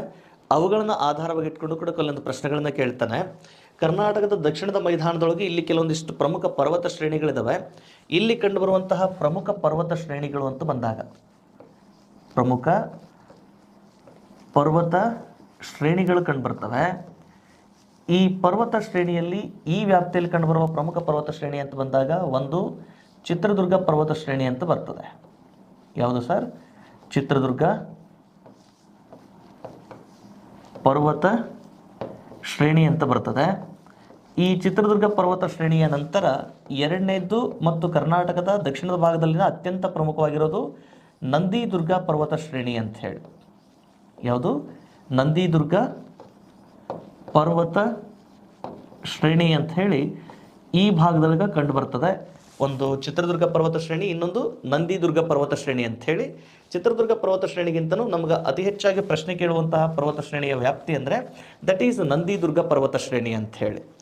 ಇನ್ನು ಈ ಪರ್ವತ ಶ್ರೇಣಿ ಅಥವಾ ಕರ್ನಾಟಕದ ಮೈದಾನ ಅಂದರೆ ಈ ಮುಂಚೆನೇ ಹೇಳಬೇಕಾಗಿತ್ತು ನೋಡ್ರಿ. ಕರ್ನಾಟಕದ ಭೂಪ್ರದೇಶದ ವ್ಯಾಪ್ತಿ ಅಂತ ಬಂದಾಗ ನೆನಪಿರಲಿ, ಸುಮಾರು 3600 ದಶಲಕ್ಷ ವರ್ಷಗಳಿಂದ 2500 ದಶಲಕ್ಷ ವರ್ಷಗಳಷ್ಟು ಹಿಂದೆ ಇಲ್ಲಿಯ ಭೂಭಾಗದ ಮೇಲ್ಮೈನ ಶಿಲೆಗಳು ನಿರ್ಮಾಣಗೊಂಡಿದ್ದು ಅಂತ ಹೇಳ್ತಾರೆ. ಈ ಭೂಮಿಯ ಭೂ ಇತಿಹಾಸದ ಕಾಲಾವಧಿಗೆ ಹೋಲಿಕೆ ಮಾಡಿದ್ರೆ ಕರ್ನಾಟಕದ ಭೂಮೈದಾನ ಅಥವಾ ಪರ್ಯಾಯ ಪ್ರಸ್ಥಭೂಮಿಯ ನಿರ್ಮಾಣದ ಅವಧಿಯ ಯುಗವನ್ನು ನಾವು ಪ್ರೋಟೋಜೋಯಿಕ್ ಯುಗ ಅಂತಲೂ ಕೂಡ ಕರೀತಿರ್ತವೆ. ಈ ಒಂದು ಯುಗದ ಹೆಸರನ್ನು ನೆನ್ಪಿಟ್ಕೊಳ್ಳಿ. ಯಾವ ಯುಗ? ಪ್ರೋಟೋಜೋಯಿಕ್ ಅಥವಾ ಕ್ಯಾಂಬ್ರಿಯನ್ ಯುಗ ಅಂತ ಕರೀತವೆ. ಪ್ರೋಟೋಜೋಯಿಕ್ ಯುಗ ಅಥವಾ ಕ್ಯಾಂಬ್ರಿಯನ್ ಯುಗ ಅಂತ ಕರೀತವೆ. ಇದು ಪ್ರೋಟೋಜೋಯಿಕ್ ಯುಗ ಅಥವಾ ಕ್ಯಾಂಬ್ರಿಯನ್ ಯುಗ ಭೂ ರಚನೆಯ ಇತಿಹಾಸಕ್ಕೆ ಹೋಲಿಕೆ ಮಾಡಿದ್ರೆ ಅದು ಯಾವ ಕಾಲಾವಧಿಗೆ ಸಂಬಂಧಪಟ್ಟಿದೆ ಅಂತಂದರೆ ಸುಮಾರು 3600 ದಶಲಕ್ಷ ವರ್ಷಗಳಿಂದ 2500 ದಶಲಕ್ಷ ವರ್ಷಗಳಷ್ಟು ಹಿಂದೆ. ಅಂದರೆ ಹೆಚ್ಚು ಕಡಿಮೆ ಭೂಮಿಯ ಮೇಲೆ ಜೀವರಾಶಿಗಳು ಉಗಮಗೊಳ್ಳದೇ ಇದ್ದಂತಹ ಸಮಯ ಅದು. ಆ ವ್ಯಾಪ್ತಿಗೆ ಸಂಬಂಧಪಟ್ಟಂತಹ ಒಂದಿಷ್ಟು ಭೂಭಾಗ ಇಲ್ಲಿ ನಿರ್ಮಾಣಗೊಂಡಂತಹ ಶಿಲೆಗಳನ್ನು ಆಧಾರವಾಗಿಟ್ಕೊಂಡು ನಾವೆಂತ ಕರೀತವೆ, ಈ ವ್ಯಾಪ್ತಿಯ ಶಿಲೆಗಳನ್ನು ನಾವು ಧಾರವಾರ ಶಿಲೆಗಳು ಅಂತ ಕರೀತೇವೆ. ಯಾವ ಶಿಲೆಗಳು? ಎಸ್, ಧಾರವಾರ ಶಿಲೆಗಳು ಅಂತ ಕರೀತವೆ. ಈ ಧಾರವಾರ ಶಿಲೆಗಳು ಏನಿದಾವಲ್ವ, ಇವು ಭಾರತದ ಅತ್ಯಂತ ಪುರಾತನ ಶಿಲಾ ಮೇಲ್ಮೈಯನ್ನು ಹೊಂದಿರುವಂತಹ ಶಿಲೆಗಳು ಅಂತ ಹೇಳಿ. ಈ ಧಾರವಾರ ಶಿಲೆಗಳು ಭಾರತದ ಅತ್ಯಂತ ಪ್ರಾಚೀನ ಶಿಲೆಗಳು. ಅವುಗಳ ನಿರ್ಮಾಣದ ಅವಧಿ ಅಂತಂದರೆ ಪ್ರೋಟೋಜೋಯಿಕ್ ಯುಗಕ್ಕೆ ಸಂಬಂಧಪಟ್ಟಿರೋದು ಅಂತಂದೇಳಿ. ಹಾಗಾಗಿ ಇಲ್ಲಿ ನಾವು ಕೆಲವೊಂದಿಷ್ಟು ಗೊಂದಲ ಆಗೋ ಸಾಧ್ಯತೆಗಳಿರ್ತವೆ. ಭಾರತದ ಅತ್ಯಂತ ಪುರಾತನ ಪರ್ವತ ಶ್ರೇಣಿ ಅಂತಂದರೆ ದಟ್ ಈಸ್ ಅರಾವಳಿ. ಇದು ಅರಾವಳಿ ಮೇಲ್ಭಾಗದಲ್ಲಿ ನಿರ್ಮಾಣಗೊಂಡಂತಹ ಶಿಲೆಗಳಿಂದ ಕೂಡಿದ ಪರ್ವತ. ಆದರೆ ಭೂಮಿಯ ಮೇಲ್ಭಾಗದ ತಳಪದ ಅಂದರೆ ಭೂತೊಗಟೆಯ ತಳಭಾಗದಲ್ಲಿ ನಿರ್ಮಾಣಗೊಂಡಿರುವ ಶಿಲೆಗಳ ಆಧಾರದ ಮೇಲೆ ಇವನ್ನ ನಾವು ಧಾರವಾರ ಶಿಲೆಗಳು ಅಂತ ಕರೆದಿರ್ತೇವೆ. ಹಾಗಾಗಿ ಕರ್ನಾಟಕವು ಕೂಡ ಏನಾಗಿದೆ, ಈ ಧಾರವಾರ ಶಿಲೆಯ ಒಂದು ಭಾಗ ಆಗಿರೋದ್ರಿಂದ ಧಾರವಾರ ಶಿಲೆಗಳನ್ನು ನಾವು ಇವುಗಳು ನಿರ್ಮಾಣಗೊಂಡಿರುವ ಕಾಲಾವಧಿಗೆ ಹೋಲಿಕೆ ಮಾಡಿಕೊಂಡ್ರೆ ಭಾರತದ ಅತ್ಯಂತ ಪ್ರಾಚೀನ ಅಥವಾ ಪುರಾತನ ಶಿಲೆಗಳು ಅಂತಂದೇಳಿ ಕರೀತವೆ. ಕರ್ನಾಟಕವು ಕೂಡ ಈ ಧಾರವಾರ ಶಿಲೆಯ ಒಂದು ಭೂಭಾಗ. ಕರ್ನಾಟಕನೂ ಕೂಡ ಧಾರವಾರ ಶಿಲೆಯ ಒಂದು ಭೂಭಾಗ. ಇನ್ನು ಈ ಧಾರವಾರ ಶಿಲೆಯ ಭೂಭಾಗದ ಮೇಲ್ಮೈನಲ್ಲಿ ನಿರ್ಮಾಣಗೊಂಡಿರುವ ಪ್ರಮುಖ ಪರ್ವತ ಶ್ರೇಣಿಗಳಂದರೆ ಚಿತ್ರದುರ್ಗ ಪರ್ವತ ಶ್ರೇಣಿ, ಆಮೇಲೆ ನಂದಿದುರ್ಗ ಪರ್ವತ ಶ್ರೇಣಿಗಳು ಅಂತ ಬರ್ತವೆ. ಇನ್ನು ಈ ವ್ಯಾಪ್ತಿಯೊಳಗೆ ಒಂದಿಷ್ಟು ದಕ್ಷಿಣ ಭಾರತದ ವ್ಯಾಪ್ತಿಯೊಳಗೆ ಇಲ್ಲೊಂದಿಷ್ಟು ಏಕಶಿಲಾ ಬೆಟ್ಟಗಳಿದ್ದಾವೆ. ಅವುಗಳನ್ನು ಒಂದಿಷ್ಟು ತಿಳ್ಕೊಳ್ಳಿಕ್ಕೆ ಸಾಧ್ಯ ಆಗಬೇಕು. ಏಕಶಿಲಾ ಬೆಟ್ಟಗಳು ಇದೇ ಪರ್ವತ ಶ್ರೇಣಿಯ ವ್ಯಾಪ್ತಿಯಿಂದ ಸ್ವಲ್ಪ ಮುಂದುವರೆದು ಬಂದಿರತಕ್ಕಂಥದ್ದು ಏಕಶಿಲಾ ಬೆಟ್ಟಗಳು ಅಂತ ಬರ್ತವೆ. ಈ ಕರ್ನಾಟಕದ ದಕ್ಷಿಣದ ಮೈದಾನದ ವ್ಯಾಪ್ತಿಯಲ್ಲಿ ಕಂಡುಬರುವ ಪ್ರಮುಖ ಏಕಶಿಲಾ ಬೆಟ್ಟಗಳು ಅಂತ ಬಂದಾಗ ಗಮನಿಸಿ ಸರ್. ಮೊದಲನೇದು ಇಲ್ಲಿ ಸಾವನೆದುರ್ಗ ಏಕಶಿಲಾ ಬೆಟ್ಟ ಅಂತ ಬರ್ತದೆ. ಸಾವನೆದುರ್ಗ ಏಕಶಿಲಾ ಬೆಟ್ಟ ಅಂತ ಕಂಡು ಬರ್ತದೆ. ಸಾವನೆದುರ್ಗ ಏಕಶಿಲಾ ಬೆಟ್ಟ. ಈ ಸಾವನೆದುರ್ಗ ಏಕಶಿಲಾ ಬೆಟ್ಟ ಇದು ಪ್ರಸ್ತುತ 1246 ಮೀಟರ್ಗಳಷ್ಟು ಎತ್ತರ ಇದೆ. 1246 ಮೀಟರ್ಗಳಷ್ಟು ಎತ್ತರ ಇದ್ದು ಪ್ರಸ್ತುತ ಸಾವನದುರ್ಗ ಏಕಶಿಲಾ ಬೆಟ್ಟ ಏನಿತ್ತಲ್ಲ, ಇದು ಸುಮಾರು 1246 ಮೀಟರ್ಗಳಷ್ಟು ಎತ್ತರ ಇದ್ದು ಪ್ರಸ್ತುತ ಈ ಬೆಟ್ಟವನ್ನು ನಾವು ಏಷ್ಯಾದ ಅತಿದೊಡ್ಡ ಏಕಶಿಲಾ ಬೆಟ್ಟ ಅಂತ ಕರೀತೇವೆ. ನೆನ್ಪಿಟ್ಕೊಳ್ಳಿ, ಏಷ್ಯಾದ ಈಸ್ ನಥಿಂಗ್ ಈಸ್ ಆಲ್ಸೋ ಪ್ರಪಂಚದ ಅತಿದೊಡ್ಡ ಏಕಶಿಲಾ ಬೆಟ್ಟ ಅಂತಲೂ ಕೂಡ ಕರೀತವೆ. ಯಾವ ಶಿಲಾ ಬೆಟ್ಟವನ್ನು? ಸಾವನದುರ್ಗ ಏಕಶಿಲಾ ಬೆಟ್ಟವನ್ನು. ಓಕೆನಾ ಸರ್? ಇದಕ್ಕಿಂತ ಮುಂಚೆ ನಾವು ಮಧುಗಿರಿಯನ್ನು ಅತ್ಯಂತ ಎತ್ತರದ ಏಕಶಿಲಾ ಬೆಟ್ಟ ಅಂತ ಕರೀತಾ ಇದ್ವಲ್ಲವ ಸರ್ ಅಂತ ಪ್ರಶ್ನೆ ಮಾಡಿದಾಗ ಅದಕ್ಕೂ ಇಲ್ಲಿ ಕ್ಲಾರಿಫೈಡ್ ಇದೆ. ಗಮನಿಸಿ, ಇಲ್ಲಿ ಕಂಡುಬರುವಂತಹ ಎರಡನೇ ಅತಿ ಪ್ರಮುಖ ಏಕಶಿಲಾ ಬೆಟ್ಟ ಅಂತಂದರೆ ದಟ್ ಈಸ್ ಮಧುಗಿರಿ ಏಕಶಿಲಾ ಬೆಟ್ಟ ಅಂತ ಹೇಳಿ. ಈ ಮಧುಗಿರಿ ಏಕಶಿಲಾ ಬೆಟ್ಟ ಇದು ತುಮಕೂರು ಜಿಲ್ಲೆ ಒಳಗಿದೆ. ಈ ಮಧುಗಿರಿ ಏಕಶಿಲಾ ಬೆಟ್ಟ ಗಮನಿಸಿ, ಇದು ಎಟ್ ಪ್ರೆಸೆಂಟು 1139 ಮೀಟರ್ಗಳಷ್ಟು ಎತ್ತರ ಇದೆ. 1139 ಮೀಟರ್ಗಳಷ್ಟು ಎತ್ತರ ಇದೆ. ಬಟ್ ಇದು 1246 ಮೀಟರ್ಗಳಷ್ಟು ಎತ್ತರ ಇದೆ. ಹಾಗಾಗಿನೇ ಕೆಲವೊಂದಿಷ್ಟು ಮಾಹಿತಿಗಳನ್ನು ನಾವೇನು ಮಾಡಬೇಕು, ಅಪ್ಡೇಟೆಡ್ ಆಗಿರಬೇಕು. ನಾವು ಇದುವರೆಗೂ ಪ್ರಪಂಚದ ಅತ್ಯಂತ ಎತ್ತರದ ಅಥವಾ ಏಷ್ಯಾದ ಅತ್ಯಂತ ಎತ್ತರದ ಏಕಶಿಲಾ ಬೆಟ್ಟ ಅಂತಂದೇಳಿ ಗುರುತಿಸ್ಕೊಂಡು ಬಂದಿರೋದು ಯಾವುದನ್ನು? ಮಧುಗಿರಿ ಏಕಶಿಲಾ ಬೆಟ್ಟವನ್ನು ಗುರುತಿಸ್ಕೊಂಡು ಬಂದಿದ್ದೇವೆ. ಬಟ್ ಇತ್ತೀಚೆಗೆ ಭೌಗೋಳಿಕ ತಜ್ಞರು ಅಭಿಪ್ರಾಯ ಪಡುವ ಹಾಗೆ ಭಾರತದ ಅಷ್ಟೇ ಅಲ್ಲ, ಏಷ್ಯಾದ ಅಥವಾ ಪ್ರಪಂಚದ ಅತ್ಯಂತ ಏಕಶಿಲಾ ಬೆಟ್ಟ ಯಾವುದು ಅಂತ, ಎತ್ತರದ ಏಕಶಿಲಾ ಬೆಟ್ಟ ಯಾವುದು ಅಂದರೆ ದಟ್ ಈಸ್ ಸಾವನದುರ್ಗ ಏಕಶಿಲಾ ಬೆಟ್ಟ. ಇದು ಎಟ್ ಪ್ರೆಸೆಂಟ್ ರಾಮನಗರ ಜಿಲ್ಲೆಯ ವ್ಯಾಪ್ತಿಯಲ್ಲಿದೆ. ಮೊದಲು ಬೆಂಗಳೂರು ಗ್ರಾಮಾಂತರ ವ್ಯಾಪ್ತಿಯೊಳಗೆ ಕಂಡು ಬರ್ತಾ ಇತ್ತು. ಓಕೆನಾ? ಪ್ರೆಸೆಂಟ್ ರಾಮನಗರ ಜಿಲ್ಲೆಯ ವ್ಯಾಪ್ತಿಯಲ್ಲಿದೆ. ಮೊದಲು ಇದು ಬೆಂಗಳೂರು ಗ್ರಾಮಾಂತರ ಜಿಲ್ಲೆಯ ವ್ಯಾಪ್ತಿಯೊಳಗೆ ಕಂಡು ಬರ್ತಾ ಇತ್ತು. ಇದನ್ನು ಸ್ವಲ್ಪ ನೆನ್ಪಿಟ್ಕೊಳ್ಳಿಕ್ಕೆ ಸಾಧ್ಯ ಆಗಲಿ. ಸೊ ಏಷ್ಯಾದ ಅತ್ಯಂತ ಎತ್ತರದ ಏಕಶಿಲಾ ಬೆಟ್ಟ ಯಾವುದು ಸರ್? ದಟ್ ಈಸ್ ಸಾವನದುರ್ಗ ಏಕಶಿಲಾ ಬೆಟ್ಟ. ಪ್ರಪಂಚದ ಎರಡನೆಯ ಅತ್ಯಂತ ಎತ್ತರದ ಏಕಶಿಲಾ ಬೆಟ್ಟ ಅಂತಂದರೆ ದಟ್ ಈಸ್ ಮಧುಗಿರಿ ಏಕಶಿಲಾ ಬೆಟ್ಟ. ಇದು ಕೂಡ ಇವೆರಡೂ ಇರೋದು ಕರ್ನಾಟಕದ ಈ ದಕ್ಷಿಣದ ಮೈದಾನದ ವ್ಯಾಪ್ತಿಯಲ್ಲೇ ಕಂಡು ಬರ್ತಕ್ಕಂಥದ್ದು. ಕರ್ನಾಟಕದ ದಕ್ಷಿಣದ ಮೈದಾನದ ವ್ಯಾಪ್ತಿಯಲ್ಲೇ ಕಂಡು ಬರ್ತವೆ. ಇದಿಷ್ಟು ಈ ಭಾಗದ ಹೈಲೈಟ್ ಆದರೆ ಈ ಭಾಗದಲ್ಲಿ ಕಂಡುಬರುವಂತಹ ಕೆಲವೊಂದಿಷ್ಟು ಪರ್ವತಗಳಿಗೆ ಸಂಬಂಧಪಟ್ಟ ಹಾಗೆ ಈ ಕರ್ನಾಟಕದ ದಕ್ಷಿಣದ ಮೈದಾನದಲ್ಲಿ ಕಂಡುಬರುವ ಪ್ರಮುಖ ಪರ್ವತಗಳು, ದಕ್ಷಿಣದ ಮೈದಾನದಲ್ಲಿ ಕಂಡುಬರುವಂತಹ ಪ್ರಮುಖ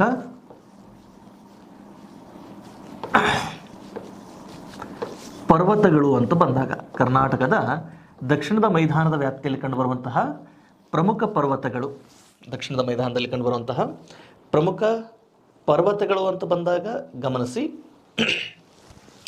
ಇಲ್ಲಿ ಮೊದಲನೇದು ಬರ್ತದೆ ನಂದಿದುರ್ಗ ಶಿಖರ ಅಂತ ಅಥವಾ ನಂದಿದುರ್ಗ ಬೆಟ್ಟ ಅಂತ ಹೇಳಿ. ಈ ನಂದಿದುರ್ಗ ಬೆಟ್ಟ ಇದು ಚಿಕ್ಕಬಳ್ಳಾಪುರ ಜಿಲ್ಲೆ ಒಳಗೆ ಇರ್ತಕ್ಕಂಥದ್ದು. ಇಲ್ಲಿ ಚಿಕ್ಕಬಳ್ಳಾಪುರ ಜಿಲ್ಲೆ ಒಳಗಿದೆ. ಯಾವುದು? ನಂದಿದುರ್ಗ ಬೆಟ್ಟ. ಈ ನಂದಿದುರ್ಗ ಬೆಟ್ಟ ಪ್ರೆಸೆಂಟ್ ಗಮನಿಸ್ರಿ 1492 ಮೀಟರ್ಗಳಷ್ಟು ಎತ್ತರ ಇದೆ. ಇದು ಈ ಭಾಗದ ಪ್ರಮುಖ ಪ್ರವಾಸಿ ತಾಣವಾಗಿ ಕೂಡ ಇವತ್ತು ಅಭಿವೃದ್ಧಿ ಆಗ್ಯದ. ಯಾಕಂದರೆ ನಂದಿದುರ್ಗ ಅಥವಾ ನಂದಿ ಬೆಟ್ಟ ಏನೈತಲ್ಲ, ಇದು ಚಿಕ್ಕಬಳ್ಳಾಪುರ ಜಿಲ್ಲೆ ಒಳಗಿದೆ.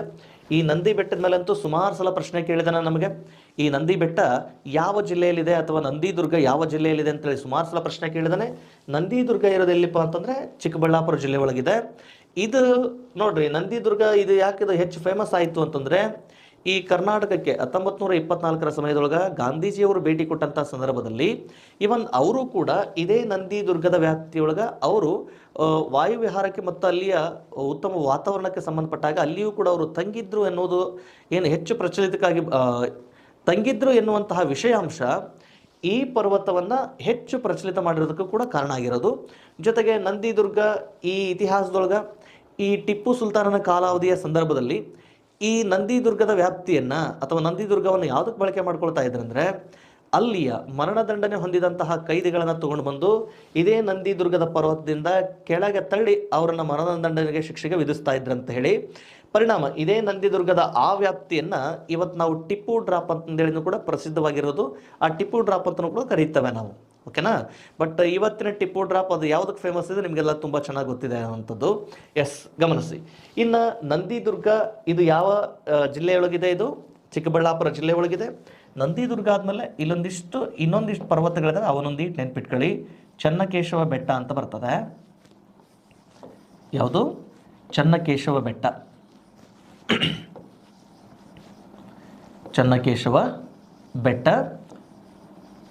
ಚನ್ನಕೇಶವ ಬೆಟ್ಟ ಇದು ಎಲ್ಲಿಪ್ಪ ಅಂತಂದರೆ ಇದೇ ವ್ಯಾಪ್ತಿಯೊಳಗಿದೆ. ಅದಾದಮೇಲೆ ಇನ್ನೊಂದು ಶಿಖರ ಬರ್ತದೆ, ದಟ್ ಈಸ್ ಸ್ಕಂದಗಿರಿ ಅಂತ ಹೇಳಿ. ಯಾವುದು? ಸ್ಕಂದಗಿರಿ ಬೆಟ್ಟ.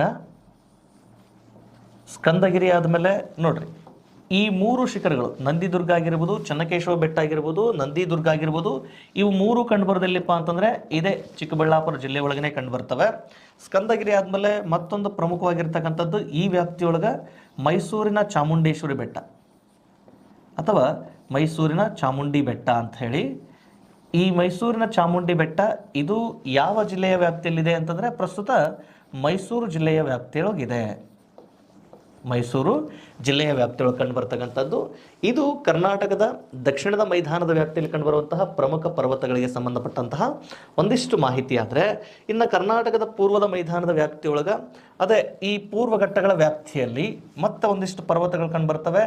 ದಟ್ ಈಸ್ ಬಿಳಿಗಿರಿ ರಂಗನ ಬೆಟ್ಟ ಅಂತ ಹೇಳಿ. ಯಾವುದು? ಬಿಳಿಗಿರಿ ರಂಗನ ಬೆಟ್ಟ.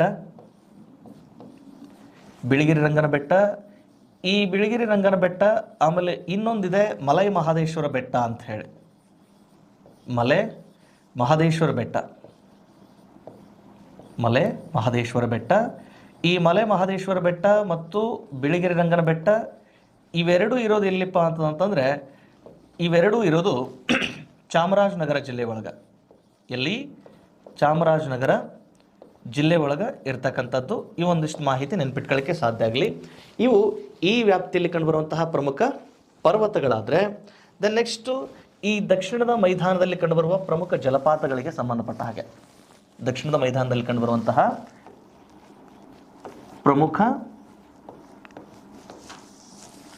ಜಲಪಾತಗಳು ಅಂತ ಬರ್ತವೆ. ಕರ್ನಾಟಕದ ದಕ್ಷಿಣದ ಮೈದಾನದಲ್ಲಿ ಕಂಡುಬರುವಂತಹ ಪ್ರಮುಖ ಜಲಪಾತಗಳು ಅಂತ ಹೇಳಿ. ಕರ್ನಾಟಕದ ದಕ್ಷಿಣದ ಮೈದಾನದಲ್ಲಿ ಕಂಡುಬರುವಂತಹ ಪ್ರಮುಖ ಜಲಪಾತಗಳು ಅಂತ ಬಂದಾಗ ಇಲ್ಲಿ ಕೆಲವೊಂದಿಷ್ಟು ಕಾವೇರಿ ನದಿಯಿಂದಲೂ ನಿರ್ಮಾಣಗೊಂಡಿರುವಂತಹ ಜಲಪಾತಗಳಿದ್ದಾವೆ. ಅವುಗಳಲ್ಲಿ ತುಂಬ ಮುಖ್ಯವಾಗಿ ಅಂತ ಬಂದಾಗ ಈ ವ್ಯಾಪ್ತಿಯೊಳಗೆ ಗಗನಚುಕ್ಕಿ ಮತ್ತು ಭರಚುಕ್ಕಿ ಜಲಪಾತ ಬರ್ತದೆ. ಯಾವುದು? ಗಗನಚುಕ್ಕಿ ಮತ್ತು ಭರಚುಕ್ಕಿ ಜಲಪಾತ. ಗಗನಚುಕ್ಕಿ ಮತ್ತು ಭರಚುಕ್ಕಿ ಜಲಪಾತ ಇದು ಕಾವೇರಿ ನದಿಯಿಂದ ನಿರ್ಮಾಣಗೊಂಡಿದೆ. ಕಾವೇರಿ ನದಿಯಿಂದ. ಇದು ಯಾವ ಜಿಲ್ಲೆಯ ವ್ಯಾಪ್ತಿ ಅಂತ ಬಂದಾಗ ನೆನ್ಪಿಟ್ಕೊಳ್ಳಿ ಸರ್, ಈ ಎರಡೂ ಜಲಪಾತಗಳು ಎರಡೂ ಜಿಲ್ಲೆಯ ವ್ಯಾಪ್ತಿಗೆ ವಿಸ್ತಾರಗೊಂಡಿರೋದು. ಒಂದು ಮಂಡ್ಯ, ಇನ್ನೊಂದು ಚಾಮರಾಜನಗರ. ನೆನಪಿರಲಿ, ಒಂದು ಮಂಡ್ಯ, ಇನ್ನೊಂದು ಚಾಮರಾಜನಗರ. ಓಕೆನಾ? ಇದು ಯಾವ ಜಲಪಾತಕ್ಕೆ ಸಂಬಂಧಪಟ್ಟಿದೆ? ಗಗನಚುಕ್ಕಿ ಮತ್ತು ಭರಚುಕ್ಕಿ ಜಲಪಾತಗಳು ಯಾವ ನದಿಯಿಂದ ನಿರ್ಮಾಣಗೊಂಡಿದ್ದಾವೆ? ಕಾವೇರಿ ನದಿಯಿಂದ. ಯಾವ ಜಿಲ್ಲೆಯ ವ್ಯಾಪ್ತಿಯೊಳಗಿದ್ದಾವೆ? ಮಂಡ್ಯ ಮತ್ತು ಚಾಮರಾಜನಗರ ಜಿಲ್ಲೆಯ ವ್ಯಾಪ್ತಿಯಲ್ಲಿ. ದೆನ್ ನೆಕ್ಸ್ಟ್ ಸರ್, ಇದೇ ವ್ಯಾಪ್ತಿಯಲ್ಲಿ ಕಂಡುಬರುವ ಮತ್ತೊಂದು ಜಲಪಾತ ಅಂತ ಬಂದಾಗ ದಟ್ ಈಸ್ ಶಿವನ ಸಮುದ್ರ ಜಲಪಾತ. ಯಾವುದು? ಶಿವನ ಸಮುದ್ರ ಜಲಪಾತ. ಈ ಶಿವನ ಸಮುದ್ರ ಜಲಪಾತ ಇದು ಯಾವ ವ್ಯಾಪ್ತಿಯಲ್ಲಿ ಕಂಡುಬರ್ತದೆ ಅಂತ ಬಂದಾಗ ನೆನಪಿರಲಿ, ಇದು ಕೂಡ ಯಾವ ನದಿಯಿಂದ? ಕಾವೇರಿ ನದಿಯಿಂದ ನಿರ್ಮಾಣಗೊಂಡಿದೆ. ಈ ಕಾವೇರಿ ನದಿಯಿಂದ ನಿರ್ಮಾಣಗೊಂಡಿದ್ದು ಇದು ಮಂಡ್ಯ ಜಿಲ್ಲೆ ಒಳಗೆ ಇರ್ತಕ್ಕಂಥದ್ದು. ಯಾವ ಜಿಲ್ಲೆಯಲ್ಲಿದೆ? ಮಂಡ್ಯ ಜಿಲ್ಲೆಯಲ್ಲಿದೆ. ದೆನ್ ನೆಕ್ಸ್ಟು ಇನ್ನೊಂದು ಪ್ರಮುಖ ಜಲಪಾತ ದಟ್ ಈಸ್ ಚುಂಚನಕಟ್ಟೆ ಜಲಪಾತ. ಯಾವುದು? ಚುಂಚನಕಟ್ಟೆ ಜಲಪಾತ ಅಂತ ಹೇಳಿ. ಈ ಚುಂಚನಕಟ್ಟೆ ಜಲಪಾತ ಇದು ಯಾವ ನದಿಯಿಂದ ಅಂತ ಬಂದಾಗ ಇದು ಕೂಡ ಆಲ್ಸೋ ಕಾವೇರಿ ನದಿಯಿಂದ ನಿರ್ಮಾಣಗೊಂಡಿದೆ. ಇದು ಇರೋದು ಮೈಸೂರು ಜಿಲ್ಲೆಯಲ್ಲಿ. ಯಾವ ಜಿಲ್ಲೆಯಲ್ಲಿ? ಮೈಸೂರು ಜಿಲ್ಲೆಯಲ್ಲಿ. ಅದಾದಮೇಲೆ ಒನ್ ಮೋರ್ ಇಂಪಾರ್ಟೆಂಟ್ ಜಲಪಾತ ದಟ್ ಈಸ್ ಹೊಗೆನಕಲ್ ಜಲಪಾತ. ಯಾವುದು ಸರ್? ಹೊಗೆನಕಲ್ ಜಲಪಾತ. ಇದ್ರ ಬಗ್ಗೆ ಒಂದು ಸ್ವಲ್ಪ ಇಲ್ಲಿ ಡಿಟೇಲ್ ಮಾಹಿತಿ ಇದೆ, ಒಂದು ಏಟ್ ಗಮನಿಸ್ರಿ. ಯಾವುದು ಅಂತಂದರೆ ಹೊಗೆನಕಲ್ ಜಲಪಾತಕ್ಕೆ ಸಂಬಂಧಪಟ್ಟ ಹಾಗೆ.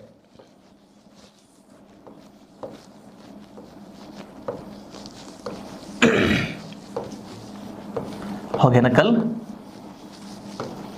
ಜಲಪಾತ ಏನು ಸರ್ ಇದರ ವಿಶೇಷತೆ ಅಂತ ಬಂದಾಗ ಗಮನಿಸಿ. ಈ ಹೊಗೆನಕಲ್ ಜಲಪಾತ ಯಾವ ನದಿಯಿಂದ ನಿರ್ಮಾಣಗೊಂಡಿದೆ ಅಂತಂದರೆ ಅಫ್ಕೋರ್ಸ್ ಇದು ಕಾವೇರಿ ನದಿಯಿಂದ ನಿರ್ಮಾಣಗೊಂಡಿದೆ. ಬಟ್ ಈ ಜಲಪಾತ ಎಟ್ ಪ್ರೆಸೆಂಟ್ ಚಾಮರಾಜನಗರ ಜಿಲ್ಲೆಯ ಕೊಳ್ಳೇಗಾಲ ತಾಲೂಕಿನ ವ್ಯಾಪ್ತಿಗೆ ಸಂಬಂಧಪಟ್ಟಿದ್ದಾಗಿದ್ದರೂ ಕೂಡ ಈ ಜಲಪಾತ ಕರ್ನಾಟಕ ಮತ್ತು ತಮಿಳುನಾಡಿನ ಬಾರ್ಡರ್ನಲ್ಲಿ ಕಂಡುಬರ್ತದೆ. ಕರ್ನಾಟಕ ಮತ್ತು ತಮಿಳುನಾಡಿನ ಬಾರ್ಡರ್ನಲ್ಲಿ ಕಂಡುಬರ್ತದೆ. ಈ ಜಲಪಾತಕ್ಕೆ ಸಂಬಂಧಪಟ್ಟ ಹಾಗೆ ನಮಗೆ ಕೇಳಿದಂಥ ಪ್ರಶ್ನೆ ಹೇಗಿತ್ತು ನೆನಪಿರಲಿ, ಕಾವೇರಿ ನದಿ ಕರ್ನಾಟಕವನ್ನು ತೊರೆದ ನಂತರ ನಿರ್ಮಾಣ ಮಾಡಿರುವ ಜಲಪಾತ ಯಾವುದು ಅಂತ ಪ್ರಶ್ನೆ ಮಾಡಿದ್ದ. ಕಾವೇರಿ ನದಿ ಕರ್ನಾಟಕವನ್ನು ತೊರೆದ ನಂತರ ನಿರ್ಮಾಣ ಮಾಡಿರುವ ಜಲಪಾತ ಯಾವುದು ಅಂತ ಪ್ರಶ್ನೆ ಮಾಡಿದ್ದ. ಸೊ ಕಾವೇರಿ ನದಿ ಕರ್ನಾಟಕವನ್ನು ತೊರೆದ ನಂತರ ನಿರ್ಮಾಣ ಮಾಡಿರುವ ಜಲಪಾತ ಅಂದರೆ ದಟ್ ಈಸ್ ಹೊಗೆನಕಲ್ ಜಲಪಾತ ಅಂತ ಹೇಳಿ ನೆನ್ಪಿಟ್ಕೊಳ್ಳಿ. ಇದು ಕರ್ನಾಟಕ ಮತ್ತು ತಮಿಳುನಾಡಿನ ಬಾರ್ಡರ್ನ ವ್ಯಾಪ್ತಿಯಲ್ಲಿ ಕಂಡುಬರ್ತದೆ. ಎಟ್ ಪ್ರೆಸೆಂಟ್ ಕೊಳ್ಳೇಗಾಲ ತಾಲೂಕಿನ ವ್ಯಾಪ್ತಿಯಲ್ಲಿಯೂ ಕೂಡ ಕಂಡುಬರ್ತಕ್ಕಂಥದ್ದು. ನೋಡ್ರಿ, ಈ ಹೊಗೆನಕಲ್ ಜಲಪಾತದ ವಿಶೇಷಕ್ಕೆ ಸಂಬಂಧಪಟ್ಟಂಗೆ 2008ರಲ್ಲಿ ಕರ್ನಾಟಕ ಸರ್ಕಾರ ಇಲ್ಲಿ ಜಲವಿದ್ಯುತ್ ಯೋಜನೆಯನ್ನು ನಿರ್ಮಾಣ ಮಾಡಬೇಕು ಅಂತೇಳಿ ಪ್ರಾಜೆಕ್ಟನ್ನು ಹಾಕ್ಕೊಂಡಿತ್ತು. ಯಾವುದು? ಜಲವಿದ್ಯುತ್ ಯೋಜನೆಯನ್ನು. ಎಲ್ಲಿ? ಹೊಗೆನಕಲ್ ಬಳಿ. ಇದನ್ನು ಹೊಗೆನಕಲ್ ಯೋಜನೆ ಅಂತಲೂ ಕೂಡ ಕರೀತೇವೆ ನಾವು. ಇದು ಭೌಗೋಳಿಕವಾಗಿ ಎಷ್ಟು ಅಚ್ಚುಕಟ್ಟಾದ ಪ್ರದೇಶ ಜಲವಿದ್ಯುತ್ ಯೋಜನೆಗೆ ಅಂತ ಬಂದಾಗ ಇಲ್ಲಿ ನಡುಗಡ್ಡೆಯನ್ನು ಪ್ರವೇಶ ಮಾಡಿ ಒಳಗೆ ಹೋದರೆ ಸುತ್ತುವರೆದು ಜಲಪಾತಗಳು ಬೀಳ್ತವೆ. ಸುಮಾರು ಒಂದು 108 ಜಲಪಾತಗಳಿದ್ದಾವೆ ಅಂತೇಳಿ ಸ್ಥಳೀಯರು ಹೇಳ್ತಾರೆ. ಈ ಜಲಪಾತ ಜಲವಿದ್ಯುತ್ ಯೋಜನೆಗೆ ಅತ್ಯಂತ ಸೂಕ್ತವಾಗಿದ್ದಂತಹ ಸ್ಥಳ ಆಗಿದ್ದು ಇದೆ. ಈಗ ಎಟ್ ಪ್ರೆಸೆಂಟ್ ಏನು ಮೇಕೆದಾಟು ಏನೈತಲ್ಲ, ಆ ಮೇಕೆದಾಟಿನ ಸ್ವಲ್ಪ ಮುಂಭಾಗದೊಳಗೆ ಈ ಒಂದು ಜಲಪಾತದ ವ್ಯಾಪ್ತಿ ಕಂಡು ಬರ್ತದೆ. ಉತ್ತಮವಾದಂತಹ ಜಲವಿದ್ಯುತ್ ಯೋಜನೆಗೆ ಸೂಕ್ತ ಸ್ಥಳ ಆಗಿದ್ದು ಈ ಸ್ಥಳದಲ್ಲಿ ಕರ್ನಾಟಕ ಸರ್ಕಾರ ಏನು ಮಾಡಿತ್ತು? ಪ್ರವಾಸೋದ್ಯಮವನ್ನು ಜೊತೆಗೆ ಜಲವಿದ್ಯುತ್ತನ್ನು ಉತ್ಪಾದನೆ ಮಾಡಲಿಕ್ಕೆ ಪ್ರಾಜೆಕ್ಟನ್ನು ತಗೊಳ್ತು. ಇದನ್ನು ಜಂಟಿ ಯೋಜನೆ ಅಡಿಯೊಳಗನೆ ತಗೋಬೇಕನ್ನೋ ಪ್ಲಾನ್ ಇತ್ತು. ಆದರೆ ಕಾವೇರಿ ಅಂತ ಬಂದ ತಕ್ಷಣ ನಿಮಗೆ ಗೊತ್ತಿರಬೇಕು, ಕಾವೇರಿ ಅಂತ ಬಂದ ತಕ್ಷಣ ಅದೊಂದು ಭಾವನಾತ್ಮಕ ವಿಚಾರ ಆಗಿರ್ತದೆ. ಅದು ಒಳಿತಾ ಇರಲಿ ಕೆಡ್ತಾ ಇರಲಿ, ತಮಿಳುನಾಡು ಸರ್ಕಾರ ಅದನ್ನು ವಿರೋಧಿಸೋದೆ.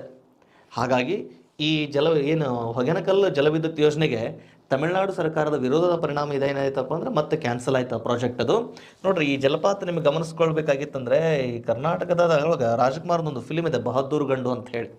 ಅದರೊಳಗೆ ಒಂದು ಸಾಂಗ್ ಇದೆ, ಮಾನವನಾಗುವೆಯಾ ಇಲ್ಲ ದಾನವನಾಗುವೆಯಾ ಅಂತ ಹೇಳಿ.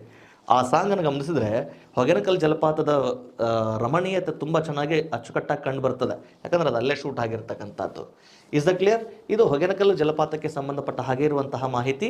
ಹೊಗೆನಕಲ್ ಜಲಪಾತ ಇದು ಎಲ್ಲಿ ಕಂಡು ಬರ್ತದೆ ಅಂತ ಬಂದಾಗ ಈ ಜಲಪಾತ ಎಟ್ ಪ್ರೆಸೆಂಟ್ ಕರ್ನಾಟಕದ ಚಾಮರಾಜನಗರ ಜಿಲ್ಲೆಯ ಕೊಳ್ಳೇಗಾಲದ ವ್ಯಾಪ್ತಿಯಲ್ಲಿ ಇದ್ದರೂ ಕೂಡ ಇದಕ್ಕೆ ಸಂಬಂಧಪಟ್ಟ ಹಾಗೆ ಕೇಳಿದಂಥ ಪ್ರಶ್ನೆ ಹೇಗಿತ್ತು ಅಂತಂದರೆ ಕಾವೇರಿ ನದಿಯು ಕರ್ನಾಟಕವನ್ನು ತೊರೆದ ನಂತರ ನಿರ್ಮಾಣ ಮಾಡುವ ಮೊದಲ ಜಲಪಾತ ಅಂತ ಕೇಳಿದ್ದ, ದಟ್ ಈಸ್ ಹೊಗೆನಕಲ್ ಜಲಪಾತ. ಈ ಹೊಗೆನಕಲ್ ಜಲಪಾತವನ್ನು ಪ್ರೆಸೆಂಟು ದಕ್ಷಿಣ ಭಾರತದ ನಯಾಗಾರ ಅಂತ ಕೂಡ ಕರೀತವೆ. ದಕ್ಷಿಣ ಭಾರತದ ನಯಾಗಾರ. ಯಾವುದು ದಕ್ಷಿಣ ಭಾರತದ ನಯಾಗಾರ? ದಟ್ ಈಸ್ ಹೊಗೆನಕಲ್ ಜಲಪಾತ. ನೆನ್ಪಿಟ್ಕೊಳ್ಳಿಕ್ಕೆ ಸಾಧ್ಯ ಆಗಲಿ. ಭಾರತದ ನಯಾಗಾರ ಚಿತ್ರಕೂಟ ಜಲಪಾತ, ಕರ್ನಾಟಕದ ನಯಾಗಾರ ಗೋಕಾಕ್ ಜಲಪಾತ, ದಕ್ಷಿಣ ಭಾರತದ ನಯಾಗಾರ ದಟ್ ಈಸ್ ಹೊಗೆನಕಲ್ ಜಲಪಾತ ಅಂತ ಹೇಳಿ ಈ ನಯಾಗಾರಗಳಿಗೆ ಸಂಬಂಧಪಟ್ಟ ಹಾಗೆ ವಿಶೇಷತೆಯನ್ನು ನೆನ್ಪಿಟ್ಕೊಳ್ಳಿಕ್ಕೆ ಸಾಧ್ಯ ಆಗಲಿ. So once again I am repeating you that ಇವತ್ತಿನ ತರಗತಿಯಲ್ಲಿ ನಾವು ಇವತ್ತೇನೇನು ಚರ್ಚೆ ಮಾಡಿದ್ವಿ ಅಂತ ಬಂದಾಗ ಗಮನಿಸ್ರಿ. ಇಷ್ಟು ವಿಷಯಗಳನ್ನ ಇಟ್ಕೊಂಡು ಒಂದಿಷ್ಟು ಇವತ್ತು ಚರ್ಚೆ ಮಾಡ್ಲಿಕ್ಕೆ ಸಾಧ್ಯ ಆಯಿತು. ಈ ಅಷ್ಟು ಮಾಹಿತಿಯನ್ನು ನೀವು ನೋಟ್ಸ್ ಮಾಡಿ ಇಟ್ಕೊಂಡಿದ್ದೀರಿ ಅಂತಂದೇಳಿ ನಾನು ತಿಳ್ಕೊಳ್ತೇನೆ. ಓಕೆನಾ? ಮೊದಲು ಒಂದಿಷ್ಟು ಕರ್ನಾಟಕದ ವ್ಯಾಪ್ತಿಯಲ್ಲಿ ಕಂಡುಬರುವಂತಹ ಪಶ್ಚಿಮ ಘಟ್ಟಗಳಲ್ಲಿನ ಕೆಲವೊಂದಿಷ್ಟು ಘಾಟಿ ರಸ್ತೆಗಳನ್ನು ನೋಡ್ಕೊಂಡಿದ್ದಾವೆ. ಘಾಟಿ ರಸ್ತೆಗಳಾದಮೇಲೆ ಈ ಪಶ್ಚಿಮ ಘಟ್ಟಗಳ ವ್ಯಾಪ್ತಿ ಈ ಕರ್ನಾಟಕವನ್ನು ಸೇರಿ ಇದು ಜೀವ ವೈವಿಧ್ಯತಾ ಬಿಸಿ ತಾಣಗಳ ವ್ಯಾಪ್ತಿಯಲ್ಲಿ ಕಂಡುಬರುತ್ತೆ ಅನ್ನೋದನ್ನು ಚರ್ಚೆ ಮಾಡಿದ್ದೇವೆ. ಆಮೇಲೆ ಕರ್ನಾಟಕದ ಮೈದಾನದ ಪ್ರದೇಶವನ್ನು ಉತ್ತರದ ಮೈದಾನ ಮತ್ತು ದಕ್ಷಿಣದ ಮೈದಾನಗಳನ್ನಾಗಿ ವಿಂಗಡಣೆ ಮಾಡುತ್ತವೆ. ಒಂದು ಮರಾಠ ಪ್ರಸ್ಥಭೂಮಿ ಮತ್ತು ಮೈಸೂರು ಪ್ರಸ್ಥಭೂಮಿಯ ವ್ಯಾಪ್ತಿಯನ್ನು ತಿಳ್ಕೊಂಡಿದ್ದೇವೆ. ಈ ಕರ್ನಾಟಕದ ಬಹುಭಾಗದ ವ್ಯಾಪ್ತಿಯಲ್ಲಿ ವಿಸ್ತರಿಸಿರುವ ಮಣ್ಣು ಯಾವುದು ಅಂತಂದರೆ ದಟ್ ಈಸ್ ಕೆಂಪು ಮಣ್ಣು ಅನ್ನೋದನ್ನು ಕೂಡ ಗಮನಿಸ್ಕೊಂಡಿದ್ದೇವೆ. ಆಮೇಲೆ ಉತ್ತರದ ಮೈದಾನದಲ್ಲಿ ಕಂಡುಬರುವಂತಹ ಪ್ರಮುಖ ಜಲಪಾತಗಳಿಗೆ ಸಂಬಂಧಪಟ್ಟ ಹಾಗೆ ಒಂದಿಷ್ಟು ಚರ್ಚೆ ಮಾಡಿದ್ದಾವೆ. ನೆಕ್ಸ್ಟ್ ಸರ್, ಈ ಕರ್ನಾಟಕದ ದಕ್ಷಿಣದ ಮೈದಾನದ ಬಗ್ಗೆ ಚರ್ಚೆ ಮಾಡಿದ್ವಿ. ಇಲ್ಲಿ ಕಂಡುಬರುವ ಪ್ರಮುಖ ಪರ್ವತ ಶ್ರೇಣಿಗಳು, ಆಮೇಲೆ ಕರ್ನಾಟಕದ ಮೈದಾನ ಯಾವ ಶಿಲೆಯ ಮೇಲ್ಭಾಗದಲ್ಲಿ ಕಂಡುಬರುತ್ತೆ ಅಂತ ಚರ್ಚೆ ಮಾಡಿದ್ವಿ, ದಟ್ ಈಸ್ ಧಾರವಾಡ ಶಿಲೆಗಳು. ಅದಾದಮೇಲೆ ಇಲ್ಲಿ ಕಂಡುಬರುವ ಏಕಶಿಲಾ ಬೆಟ್ಟಗಳಂತ ಬಂದಾಗ 8% ಸಾವನದುರ್ಗ ಏಕಶಿಲಾ ಬೆಟ್ಟ ಪ್ರಪಂಚದ ಅತ್ಯಂತ ದೊಡ್ಡದು ಅಂತ ಹೇಳಿ ಈ ಎಲ್ಲ ವಿಷಯಗಳನ್ನು ಕುರಿತು ಒಂದಿಷ್ಟು ಚರ್ಚೆ ಮಾಡಲಿಕ್ಕೆ ಸಾಧ್ಯ ಆಯ್ತು ಇವತ್ತು. ಎಲ್ಲರೂ ಆಲ್ಮೋಸ್ಟ್ ಈ ಮಾಹಿತಿಯನ್ನು ತುಂಬ ಚೆನ್ನಾಗಿ ಸದುಪಯೋಗ ಪಡಿಸ್ಕೊಂಡಿದ್ದೀರಿ ಅಂತಂದೇಳಿ ನಾನು ಅನ್ಕೊಳ್ತೇನೆ. ನನ್ನ ಈ ತರಗತಿಗಳಿಗೆ ಸಂಬಂಧಪಟ್ಟ ಹಾಗೆ ಸಂಪೂರ್ಣ ವಿಡಿಯೋಗಳ ಮಾಹಿತಿ ಅಥವಾ ನೋಟ್ಸ್ಗಳ ಮಾಹಿತಿ ಆಲ್ಮೋಸ್ಟ್ ಈ ಚಾನಲ್ಗಳ ಮೂಲಕ ನಿಮಗೆ ತಲುಪ್ತಾ ಇದೆ. ಇದರ ಹೊರತಾಗಿಯೂ ಹೆಚ್ಚುವರಿ ನೋಟ್ಸ್ಗಳು ನಿಮಗೆ ಅಗತ್ಯ ಇತ್ತಂತಂದರೆ ಜಗದೀಶ್